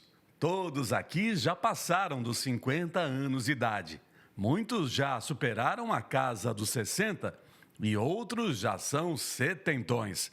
Estão no auge da experiência. São os imparáveis da bola, que desafiam o tempo. O objetivo principal é o bem para a alma, né? Porque o físico, queira ou não, com 72 anos, já está um pouco esgotado, né? A vontade de jogar, né? Sempre joguei futebol, tenho filhos que jogam futebol. E para mim é bem para o corpo e bem para a alma. E se alguém duvida dos benefícios do futebol para o corpo e para a alma, dá uma olhada no atacante Paulinho. Ele está voando em campo. Para alguém que já chegou aos 80 anos de idade. Sim, 8 décadas de vida. O vovô artilheiro está driblando o tempo e desafiando os próprios limites a cada jogo. E afirma que está em grande fase. Olha, eu ainda sou o melhorzinho da turma aí, né? Por enquanto, viu? Os meninos têm que correr atrás de mim, viu? O Haroldo está correndo em busca de saúde. É mais um craque da vitalidade, está com 63 anos de idade e em 2020 foi diagnosticado com a doença de Alzheimer. Hoje, o futebol tem sido o melhor remédio para controlar e vencer a doença. É o melhor remédio. O melhor de todos os remédios que eu tomo, o futebol é o melhor deles. E não tem contraindicações. Quem puder, que tiver na idade, venha. Unidos pelo futebol. Essa turma se reúne todo santo domingo há 27 anos. Eles formam os Masteranos, um grupo que tem fome de bola. E a ideia de pendurar as chuteiras e abandonar os gramados passa longe daqui. Ideia foi colocada para escanteio. Pendurar a chuteira, nem pensar. Não, de jeito nenhum, não. Eu ando com 4 partes de chuteira dentro do meu carro aí, com medo de estragar uma e ficar sem jogar. A fome é grande. A fome é grande. Sabes como ganha, né? Sempre foi assim. É a panelinha da melhor idade, que supera as limitações físicas com resenha e bom humor. Me disseram que o senhor é o craque inegociável, o que é isso? Não, já tentaram vender, mas não achou ninguém para comprar. Essa patota aqui é só jogador caro? O mais barato aqui, na loteria não paga. E conta só pra nós aqui, Bolinha. Quem que é o mais fominha dessa turma? Para ganhar do Álvaro vai ter que nascer. É mesmo? Mesmo. Não larga? Não. E assim, a amizade, a saúde e a longevidade caminham de mãos dadas com essa turma. Eles dão de bico na velhice, porque seguem com gana de viver mais e melhor. A semana que não tem, por alguns casos, chuva, essas coisas, faz um mal danado, porque além do futebol, também tem a parte externa, né, de relacionamento, essas coisas, amizades, que é muito bom. Ou seja, o pós-jogo é o melhor que tem. É, esse é bom, a geladinha faz bem, né? O nosso objetivo é brincar de futebol, tirar para fora o estresse durante a semana que a gente tem, vir aqui, formar aqui também uma segunda família da gente aqui. Este é o nosso objetivo, estar sempre acolhendo o nosso companheiro, o nosso irmão, o nosso amigo, ajudando eles. Então nós viemos aqui para congratular, para fazer saúde e para brincar de jogar bola e ser muito feliz. Por falar em felicidade, o vovô artilheiro de 80 anos, que está de bem com a vida, decidiu revelar em primeira mão para a nossa reportagem quando irá parar de jogar. Para parar ou com 300 ou com 90 anos ou quando completar 1000 gols. Entendeu? O que for antes, o que vai prevalecer, né? E falta muito para os 1000? 998.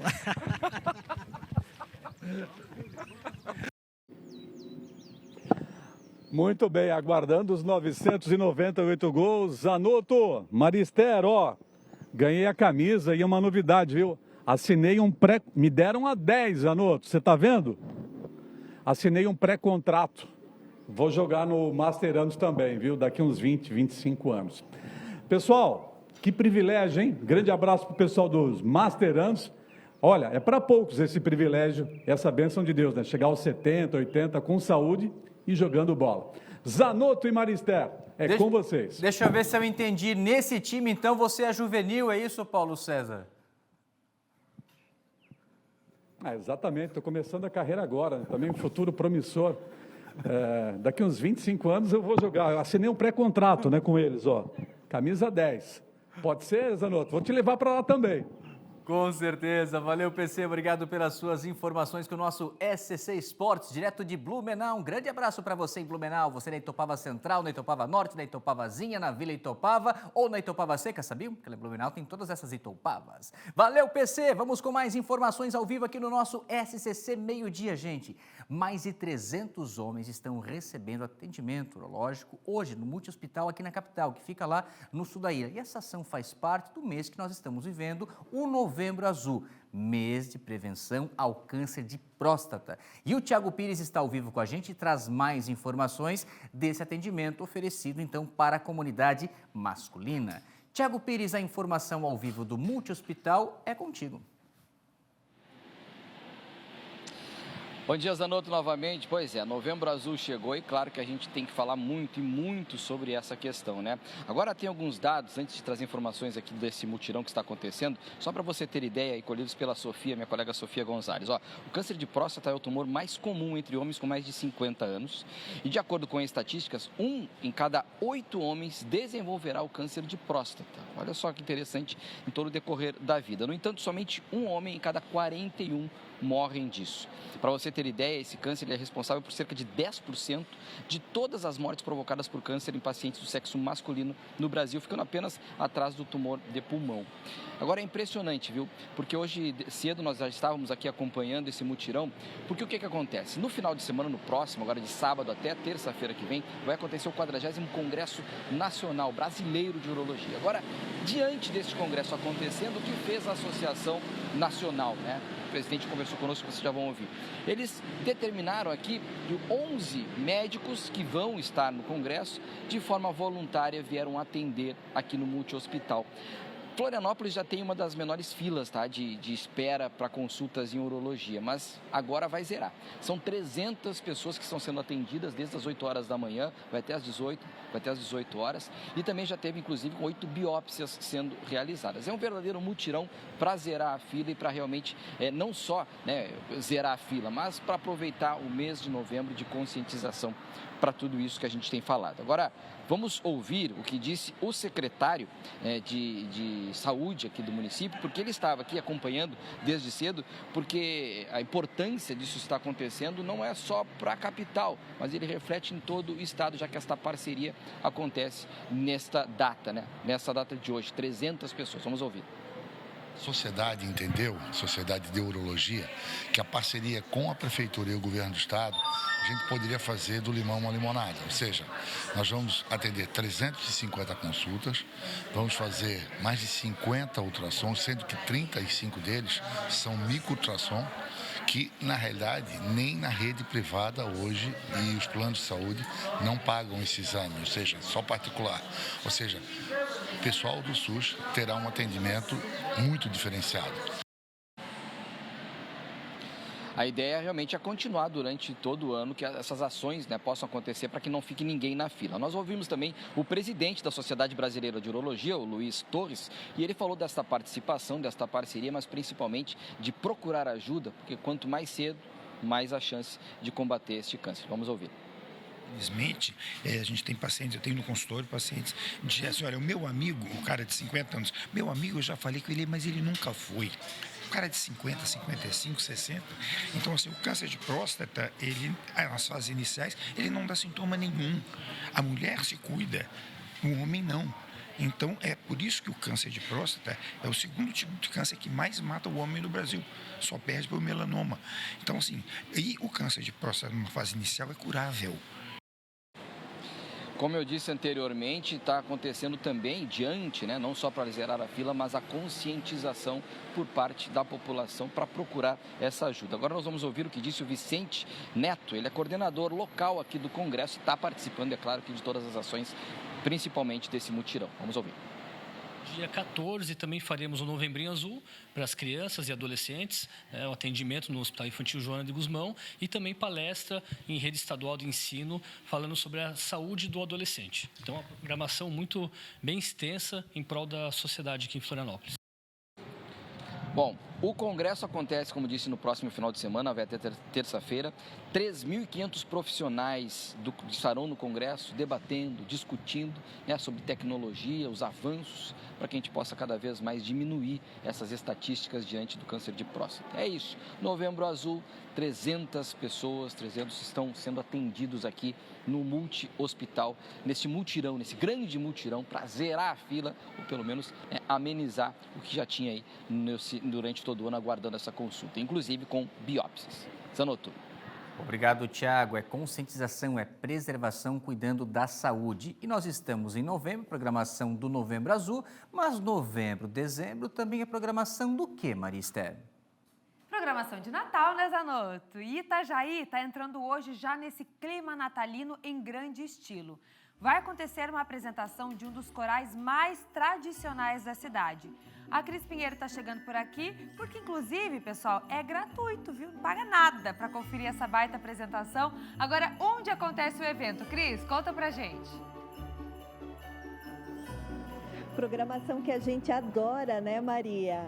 Olha só, hoje o Itajaí entra no clima de Natal. Se você não tem nada para fazer ou mesmo assim tem, dá uma atrasadinha no teu compromisso, porque hoje tem apresentação do coral Carpe Diem na escadaria da Prefeitura de Itajaí, que fica na rua Alberto Werner, no bairro Vila Operária. Além do Carpe Diem, vai ter também a Sinfonia da Orquestra de Câmara do Instituto de Música, Canto e Arte de Itajaí. A apresentação, como você já falou, é um anúncio de como deve ser a programação de Natal de Itajaí, que inicia oficialmente só no dia 1º de dezembro. A apresentação de hoje está marcada para iniciar a partir das 7 horas da noite. O repertório foi escolhido para encantar e fazer todos entrarem nesse clima mágico de Natal. Lembrando também que o coro Carpe Diem também vai fazer parte das apresentações da programação de Natal, que vai ser aquelas apresentações dos grandes corais bem em frente à Igreja Matriz no centro da cidade. A programação, como eu falei, inicia no próximo dia 1º de dezembro. Este ano a gente já contou aqui, conta com novidades, desfiles, shows nacionais, cantata das crianças que vai acontecer no bairro Itaipava, caravanas natalinas em todos os bairros e muito mais. A programação completa do Natal de Itajaí você acompanha nas redes sociais da Prefeitura e também da Fundação Cultural. Mas hoje, a partir das 7 horas da noite, na escadaria da Prefeitura de Itajaí, tem essa apresentação do coro Carpe Diem. Imperdível. Volto contigo, Mariana. Para dar aquele start já na programação de Natal, porque a gente assiste alguma coisa de Natal, seja um coral, a chegada do Papai Noel, o acendimento das luzes, aí parece que a gente já encaminha para o final do ano, né, Cris? Já vai dando aquela sensação boa de verão chegando, momento de reunir a família. É isso, Itajaí então já dá esse start hoje na escadaria ali da Prefeitura. Obrigada pelas informações, Cris. Bora de previsão do tempo? Roda a vinheta.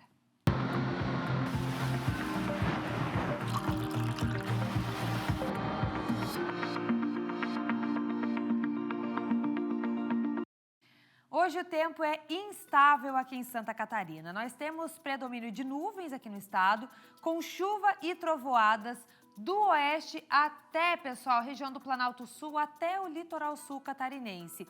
E aí vai atingir as outras regiões de Santa Catarina ao longo da quarta-feira. E onde chove desde cedo, como é o caso da região oeste, as temperaturas não sobem tanto. Por aqui elas devem ficar, ó, todo o grande oeste, entre 19 e 20 graus. Não passa disso com essa chuvinha que já mostramos ao vivo lá com o Felipe Bastos.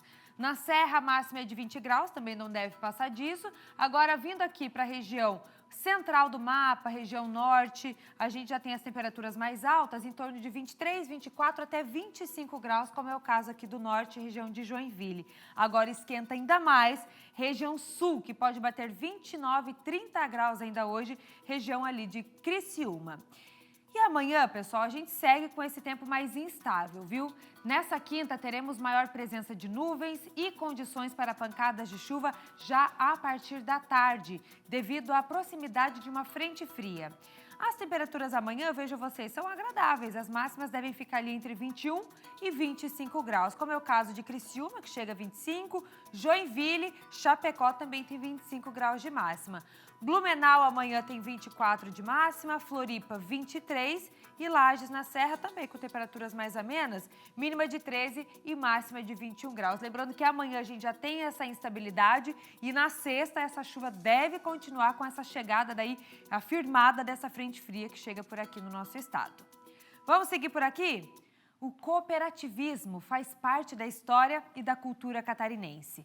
Um modelo que surgiu ainda no período da colonização europeia se fortaleceu ao longo dos anos e hoje é um dos principais motores da economia do nosso estado. Santa Catarina tem o maior número de cooperados do país e esse sistema continua em expansão. E o que você confere agora na reportagem da Gabriela Mariotto são todas essas curiosidades. Olha só. A influência da colonização europeia em Santa Catarina é visível. Está presente na arquitetura portuguesa do litoral do estado. Ou então, na festa mais alemã das Américas, em Blumenau. Essa semelhança, no entanto, vai além. Está na forma que os catarinenses vivem e trabalham. Foi nesse processo migratório que surgiu um modelo de organização, o cooperativismo. Eu acho que eles tinham esse mesmo dificuldades lá. E quando vieram para cá, a única forma, no meio do matão que eles encontraram aqui, no meio das dificuldades que eles encontraram aqui, foi de se unir. E graças a eles, né, que essa união, Hoje nós temos um sistema forte, um sistema que representa Santa Catarina. A galeria de ex-presidentes do Sistema Sesc conta parte da história do cooperativismo aqui em Santa Catarina. Esse modelo, que continua em expansão aqui no estado e também no restante do país, já faz parte do cotidiano dos catarinenses há mais de 130 anos. Em termos percentuais, Santa Catarina é o estado brasileiro com mais cooperados. 58% dos catarinenses estão associados a pelo menos uma cooperativa. Isso corresponde a 4,7 milhões de pessoas. Temos aí mais de 100 mil colaboradores registrados dentro do sistema cooperativo, dos 7 ramos, né? Então é um movimento que produz e movimenta aí mais de 90 bilhões de reais. Olha só o volume que dá isso, quase 5 bilhões e meio de sobras se gerou em 2024. E essas sobras, uma parte vai capitalizada, mas 40%, 50% é devolvida aos seus associados. Esse é o diferencial do cooperativismo. Em vez do lucro ficar na mão de acionistas ou então de um dono, ele é distribuído entre os cooperados. Os demais sistemas da economia, eles trabalham muito, ou é particular, ou é ações das empresas, que eu tenho 1.000 ações, eu sou mais importante do que quem tem 10 ações nessa empresa, né? No cooperativismo não, no cooperativismo são as pessoas, cada pessoa é um voto, então em todas as cooperativas é assim que funciona. E essa transparência junto com o associado, com a sociedade, eu acho que dá essa credibilidade ao sistema cooperativo. Numa empresa particular, o interesse é lucro, é fazer trabalhar. São vários os ramos que incluem cooperativas: agropecuário, crédito, consumo, infraestrutura, saúde, trabalho e serviços e transporte. Para o ano que vem, está prevista ainda a inclusão de mais uma categoria, dos seguros. É um futuro promissor para um modelo que não para de crescer, não só em Santa Catarina, mas em todo o país. Temos condições de crescer ainda mais. As nossas cooperativas estão já avançando em outros estados, até para outros países, e é isso que a gente gostaria que acontecesse. Esse modelo de economia, esse modelo positivo da economia brasileira, catarinense, avançasse em outros países, ajudasse outras pessoas, em outras comunidades, porque a sociedade instruída, conhecimento e organizada, eu acho que é uma sociedade que vive melhor, que é mais rica, vamos dizer assim, não rica em dinheiro, mas rica em vivência, em amizade e tudo mais.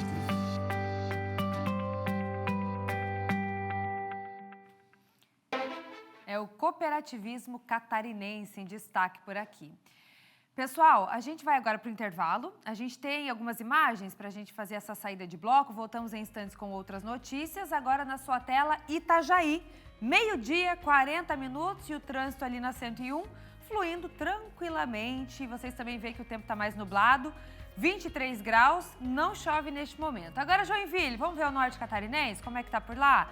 Olha, por lá o sol aparece mais entre nuvens, temperaturas um pouco mais altas, 25 graus neste momento. Voltamos em instantes. Até já.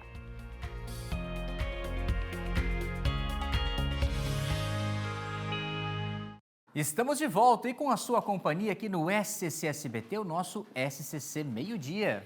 Zanotto, Santa Catarina apresentou uma proposta na Conferência do Clima da ONU, em Belém do Pará, pedindo mais apoio e recursos diretos para as cidades enfrentarem os efeitos das mudanças climáticas. E o Kaique Guede chega agora com mais detalhes para a gente, inclusive com a participação do presidente da FECAM, Federação dos Municípios de Santa Catarina, que é o prefeito da capital, Topázio Neto. Kaique, a informação ao vivo é contigo.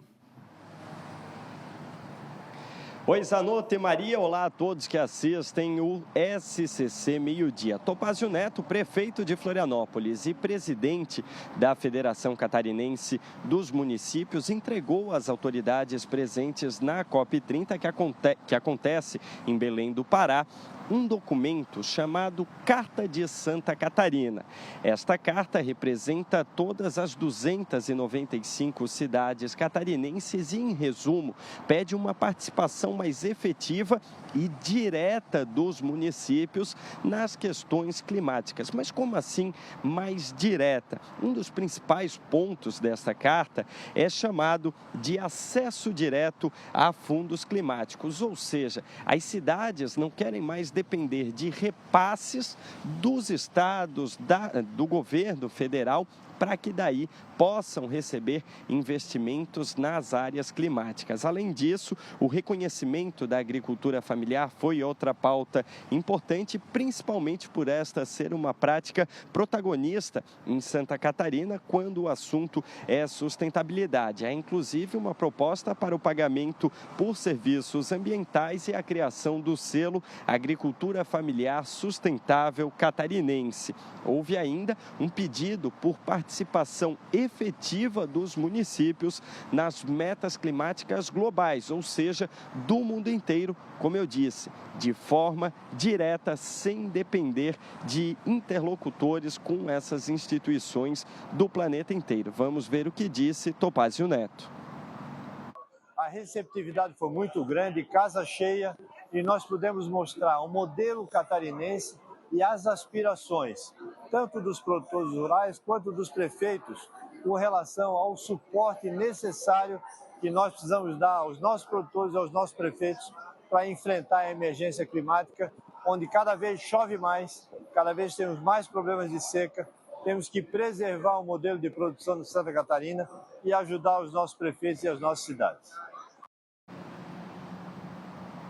A FECAM, de maneira geral, quer que os municípios participem ativamente das decisões climáticas que têm impactos no mundo inteiro. Ainda é possível, segundo a FECAM, que as cidades atuem diretamente por meio de parcerias e outras iniciativas, tudo com o objetivo de tornar Santa Catarina uma referência climática global por meio da participação efetiva das cidades, que visam uma justiça ambiental e ainda questões sociais relacionadas sempre a essa pauta verde, ao meio ambiente. O prefeito Topázio Neto é presidente da FECAM e, consequentemente, representa todas as cidades de Santa Catarina. É com vocês aí no estúdio. Tá certo, Kaique. Muito obrigada pelas informações até agora, Kaique. A gente segue por aqui com outras informações. Para falar que no sul do estado, um empresário e demais corretores de imóveis foram condenados por venda irregular de terrenos. Para melhor entender esse caso, nós vamos voltar ao vivo com a Emanuela Justino, porque ela traz para a gente qual foi a condenação deles e de que forma que eles estavam fazendo essas vendas irregulares. Emanuela Justino, a informação ao vivo é contigo. Uma ótima quarta-feira, querida. Oi, Zanotto, muito obrigada, uma ótima quarta-feira, boa tarde. Bom, exatamente, esses empresários e corretores também de Araranguá, tá? Tiveram essa condenação do Ministério Público por vender loteamentos irregulares, lotes irregulares. O que eles faziam? Primeiro, né, um lote com um valor bem abaixo daquele que é vendido normalmente no mercado. Também vendiam o mesmo lote para mais de um vendedor e esses loteamentos, né, esses terrenos, não tinham registro na prefeitura e nem no cartório geral também. Então, o Ministério Público veio investigando e saiu essa condenação, então, que varia de 2 a 4 anos de prisão. Mas é importante falar aqui que esses mesmos profissionais, eles já respondem também por esse tipo de crime em 2024, de um outro loteamento também, que foi o loteamento Paris. Essa última condenação que saiu foi do loteamento São Paulo e, anteriormente, também eles já respondiam por vender terrenos irregulares do loteamento Paris. Inclusive, no mês de outubro, também saiu uma outra sentença do Ministério Público aqui do sul do estado, de Araranguá, condenando 11 pessoas, do qual esses 3 também fazem parte por conta do mesmo crime, vender lotes aí para pessoas sem nenhum tipo de registro, não era autorizado pela prefeitura, não tinha registro no cartório. Então, a pessoa dava a entrada, pagava as parcelas, mas logo depois se deparava que não tinha nenhum tipo de registro, ou seja, ficava no prejuízo, né? Por isso que saiu essa condenação aí do Ministério Público. O Ministério Público trouxe esse assunto à tona até mesmo para alertar as pessoas que às vezes querem comprar um imóvel, junta aquele dinheiro, mas não toma alguns cuidados e aí a chance de levar golpe é grande. Inclusive, a gente traz aí um telão, a gente vai mostrar aí na tela algumas recomendações do Ministério Público para quem está pensando em comprar um terreno, para quem quer comprar um imóvel, para não ter esse tipo de dor de cabeça. Eu vou chamar aí essas informações, então são algumas dicas, né? Então, em primeiro lugar, pesquisar o vendedor e a empresa que está vendendo esse lote, esse terreno, né? Principalmente ver se tem um registro no CRECI, que é o Conselho Regional, então, da categoria. Se tiver o registro, a chance de ter esse tipo de dor de cabeça é bem menor. Também ir ao cartório de registro de imóveis para saber, para conferir se o loteamento está registrado, se é legal. Também verificar se o terreno não está em área de ocupação regular, se já está regularizado, e também verificar na prefeitura se o lote tem infraestrutura. A gente pode também acrescentar aqui a informação de desconfiar se tiver um terreno muito abaixo do valor de mercado. Se tiver um valor realmente bem abaixo, é para desconfiar. E quem já comprou, né, aí a orientação do Ministério Público, essas pessoas que já foram lesadas, aí, então, para entrar em contato com o Ministério Público realmente, para poder resolver esse caso. Mas foram várias pessoas que compraram, como falei, mais de uma pessoa comprando o mesmo terreno. Por isso, a condenação, então, desses 3 empresários, mas lembrando que no mês passado também outras 11 pessoas foram condenadas pelo Ministério Público aqui no sul do estado, em Araranguá, pelos mesmos crimes. Volto com vocês aí no estúdio. Muito obrigado, Emanuela Justino, pelas suas informações ao vivo do Sul Catarinense. E agora, vamos falar de trânsito.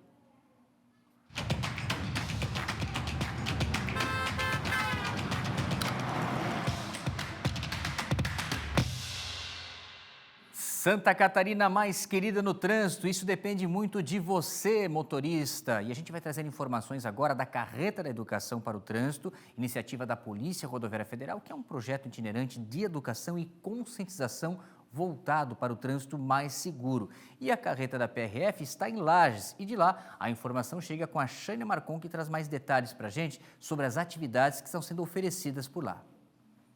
A Carreta da Educação no Trânsito da Polícia Rodoviária Federal está estacionada aqui no pátio da Polícia Rodoviária Federal de Lages e essa semana vai ficar a semana toda por aqui, levando educação no trânsito para as crianças e adolescentes aqui de Lages. Por isso eu vou conversar com o policial rodoviário federal, Adilson Vicente, que vai falar para a gente, né, dessa programação bacana que vai estar acontecendo aqui em Lages essa semana. A carreta estacionada aqui no pátio. Muitas crianças já estão vindo, então, para receber esse conhecimento sobre educação no trânsito. Sim, a gente desenvolve esse trabalho da carreta, que só tem 2 carretas dessa no Brasil todo. E graças a Deus a gente está aqui em Lages, trazendo essa carreta para poder trazer mais educação no trânsito para as crianças, porque a gente entende que é ali na base, que a gente educando eles, que a gente vai poder realmente causar um impacto maior no futuro. E o objetivo principal da Polícia Rodoviária Federal é reduzir o número de acidentes. E aí são apresentados filmes que têm a ver com o trânsito, para que as crianças possam aprender um pouco mais sobre a questão do trânsito mesmo. Isso, a gente tem aqui várias faixas etárias que vêm, então a gente pega e tem vários filmes de acordo com a faixa etária. Então a gente vai adaptando, tem desde crianças de 4, 5 anos até adultos já formados que dirigem, idosos, e a gente vai adaptando e vai educando conforme a necessidade deles. Como é que está funcionando o cronograma, né, da exibição dos filmes? Vocês estão fazendo de acordo com as escolas? Como é que está funcionando? O cronograma dos filmes, a gente tem geralmente 2 turmas pela manhã e 2 turmas durante a tarde. Aí quando acaba o evento aqui dentro da carreta, que é um evento que as crianças amam, porque é único, né? Uma única carreta em Santa Catarina toda. Então, como é um evento único, quando acaba aqui, elas vão para uma pista onde elas podem andar de carrinho e se divertir. Então, eles aprendem sobre o trânsito de uma forma lúdica, de uma forma brincando, né? Essa pistinha também está lá fora, que é o pessoal da Diretran, aqui de Lages, que está também fazendo esse trabalho juntamente com vocês aqui nessa semana aqui, que a carreta está aqui no pátio da PRF em Lages. Exatamente, a gente faz a parte de apresentação e eles complementam com a parte prática. Então a gente dá a teoria e chegam ali, eles têm a chance de poder botar em prática. E aí o aprendizado fica muito mais sólido, né? Obrigada pelas informações. Então, a carreta da Educação no Trânsito da Polícia Rodoviária Federal vai ficar aqui em Lages até sexta-feira e depois a carreta vai para São Joaquim também para fazer esse trabalho de educação no trânsito com as crianças lá da cidade de São Joaquim, aqui na Serra Catarinense também. Eu volto com vocês aí no estúdio. 12h, 55 minutos, os vencedores do prêmio Top de Marketing e Vendas ADVB Santa Catarina 2025 foram anunciados nesta terça-feira. O Kaique Guede e o Christopher acompanharam toda a cerimônia e vão mostrar pra gente como a troca de ideias entre mentes brilhantes impacta o nosso dia a dia. Olha só. Em uma noite de festa, negócios e homenagens, a Associação dos Dirigentes de Vendas e Marketing do Brasil, a ADVB, premiou instituições que adotaram estratégias de comunicação com impacto real e positivo na vida dos catarinenses. Realmente a ideia é reconhecer essas empresas e transformar depois esses cases apresentados em motivo de estudo nas universidades e tal. Então, nós realmente queremos incentivar as pessoas a escreverem seus cases e também dividir esse conteúdo com as universidades. De uma forma geral, o Top de Marketing ADVB traz cases que inspiram, né, os profissionais, tanto os que são reconhecidos quanto os que vêm aqui prestigiar o evento. Então, a gente, enquanto profissional, olha os cases com o objetivo de aplicar no nosso dia a dia as ações que a gente vê que dá para a gente aplicar. Este é o principal reconhecimento do setor, um prêmio que existe há 39 anos. Em 2025, foram 9 categorias, mais a Top One, além de 2 especiais, Profissional do Futuro e Prêmio Antunes Severo. O marketing tradicional era responsável simplesmente por trazer o cliente para dentro da loja, né? E hoje o marketing moderno ele é muito mais do que isso. Ele é uma ferramenta de relacionamento com o cliente, seja a partir da experiência dele em loja, a comunicação com ele no dia a dia e até a participação em eventos que são relevantes para esse cliente, seja em Santa Catarina ou em outro estado. A Escola do Teatro Bolshoi no Brasil foi a vencedora da categoria Top One, o grande destaque do evento. E mostra aqui que realmente nós estamos trabalhando não só a parte cultural, mas a parte também social, educacional e principalmente mostrar que a cultura também é uma forma de negócio, é uma forma de fazer vendas, fazer relacionamentos e fazer com que realmente a cultura traga educação, traga uma melhor qualidade de vida a todos nós. A educação é a base de tudo, é o que forma uma pessoa, forma uma cidade, um município, um estado, e sim, um país. Fazer algo diferente que mude a vida das pessoas pode estar relacionado a medidas simples, mas cheias de cuidado com os detalhes. Então, quando nós temos um evento como esse, em que a gente premia os melhores cases, como cada empresa achou uma solução para agradar e atender as dores do cliente, eu acho que o cliente sai ganhando, porque incentiva que no ano que vem mais indústrias façam coisas ainda mais criativas e resolvam esses problemas de forma diferente. E as empresas, né, se inspirando, vendo o que a outra está fazendo, sempre trazendo boas práticas também. Então, acho que é bem importante essa troca, esse evento que a ADVB faz. O Grupo SCC foi certificado como um dos finalistas na categoria Comunicação. A lista completa dos vencedores você confere no portal SCC10. Seguimos por aqui, agora vamos voltar a atualizar o grave acidente na BR-376 no Paraná, Zanuto. Porque acho que temos informações já das pistas liberadas, né? A gente vai ao vivo então com a repórter Bárbara Passos, que chega agora para atualizar essa informação direto do local. Bárbara, uma ótima tarde, a informação ao vivo é contigo. Olá, boa tarde para vocês aí no estúdio, para quem acompanha a gente aqui no SBT. Foi liberada agora há pouco, então, a pista aqui na 376, altura do quilômetro 667, na chamada Curva da Santa, que estava fechada desde as 4h30 da manhã, quando um caminhão desgovernado passou pelo trecho em meia pista por conta de obras. Naquela hora havia lentidão e para desviar, então, o motorista ele jogou o carro na faixa que estava fechada, mas mesmo assim o caminhão acertou uma van de turismo e outra carreta. a concessionária, os bombeiros e a Polícia Rodoviária Federal prestaram socorro. E olha só, mesmo ferido, o motorista do coletivo, da van de turismo, conseguiu tirar todos os passageiros usando uma faca para cortar os cintos antes que o carro fosse completamente tomado pelas chamas. E é com ele que eu vou conversar agora. Luciano, boa tarde, obrigada por conversar com a gente aqui mais uma vez agora para o SBT, para o pessoal de Santa Catarina. Luciano, gostaria de perguntar para você o seu ponto de vista, como é que foi o acidente ali então de madrugada que você viveu? Olha, na verdade foi um filme de terror, que a gente viveu, Então nós se dirigíamos até Penha, Santa Catarina, para Alberto Carreiro, um passeio em família, Então tinha pai, mãe, os filhos, inclusive tinha uma afilhada minha, são todas pessoas do nosso convívio, Não são familiares, mas sim pessoas do nosso convívio. E nós descíamos a serra, a obra se iniciou lá no primeiro radar, e ela vinha somente pela faixa da esquerda, apenas uma faixa estava liberada.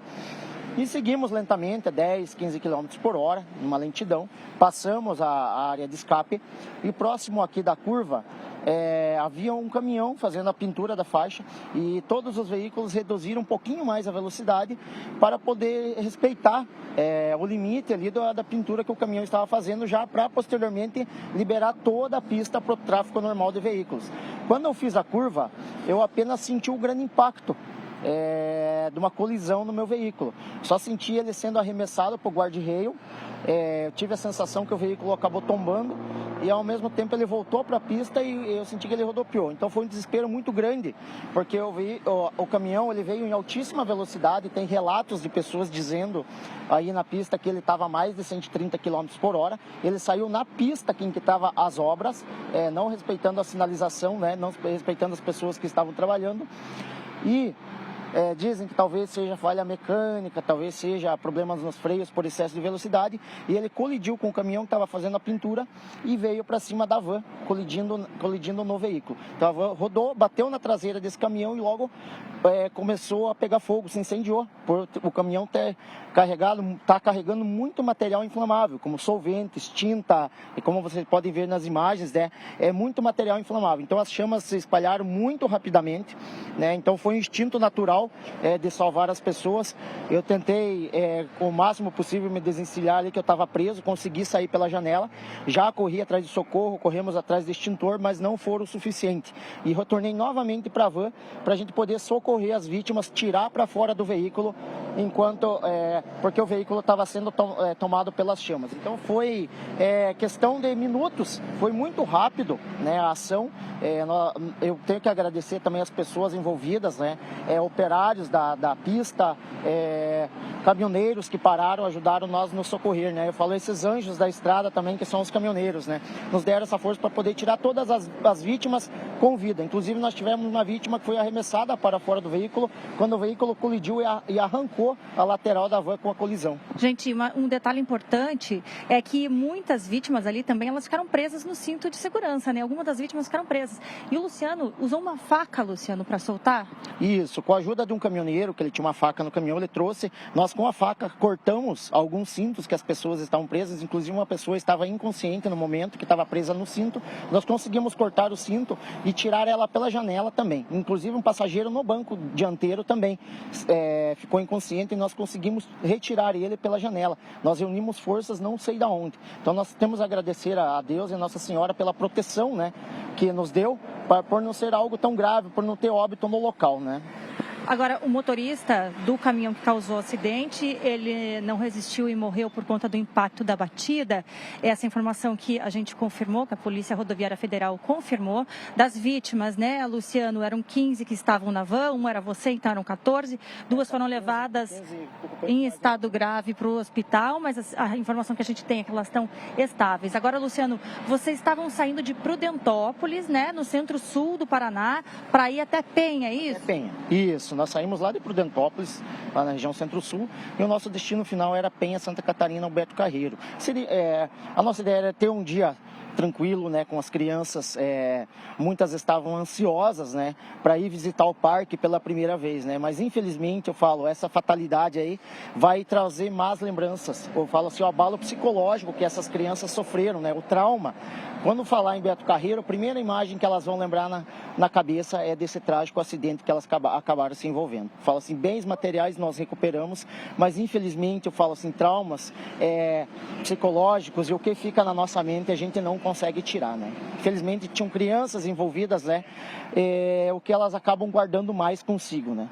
Mas elas foram salvas aí por você, com vida, né? E agora se restabelecer. Com certeza, né? Botar a vida para frente de volta, voltar a trabalhar, aguardar aí a gente comprar um novo veículo e voltar a trabalhar novamente aí com o transporte. Obrigada pela participação, sinto muito, viu, Luciano? Então, essas são as informações que a gente tem. E olha só, como eu já disse aqui, a pista já foi totalmente liberada.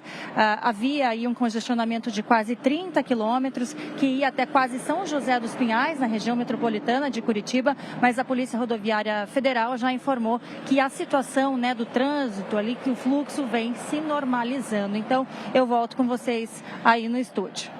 Olha, Bárbara, muito obrigado pela sua entrevista. E que entrevista, né, Maria Esther? Simplesmente um relato direto de quem participou para salvar essas vidas. O Luciano contando que pegou a faca com outro motorista que parou também, porque madrugada, né? As crianças dormindo presas ao cinto de segurança e ele é um verdadeiro herói. E eu não tenho dúvida nenhuma que é uma questão de tempo para a colaboração da comunidade para que ele possa novamente ter o seu meio de trabalho, ter um novo carro, um novo veículo de transporte, porque o Luciano, olha, salvou a vida de 15 pessoas nessa ocorrência. Muito obrigado, Bárbara. Parabéns por encontrar ainda no local o motorista e trazer esse relato do principal personagem para a gente, né, Maria? Exatamente, Zanotto. E agora a gente vai ficando por aqui. O SCC Meio Dia está terminando, a Tarde Nossa vai começar. Quero convidar todo mundo a continuar com a gente. Para você, até amanhã, Zanotto. Até amanhã às 11. Valeu, gente.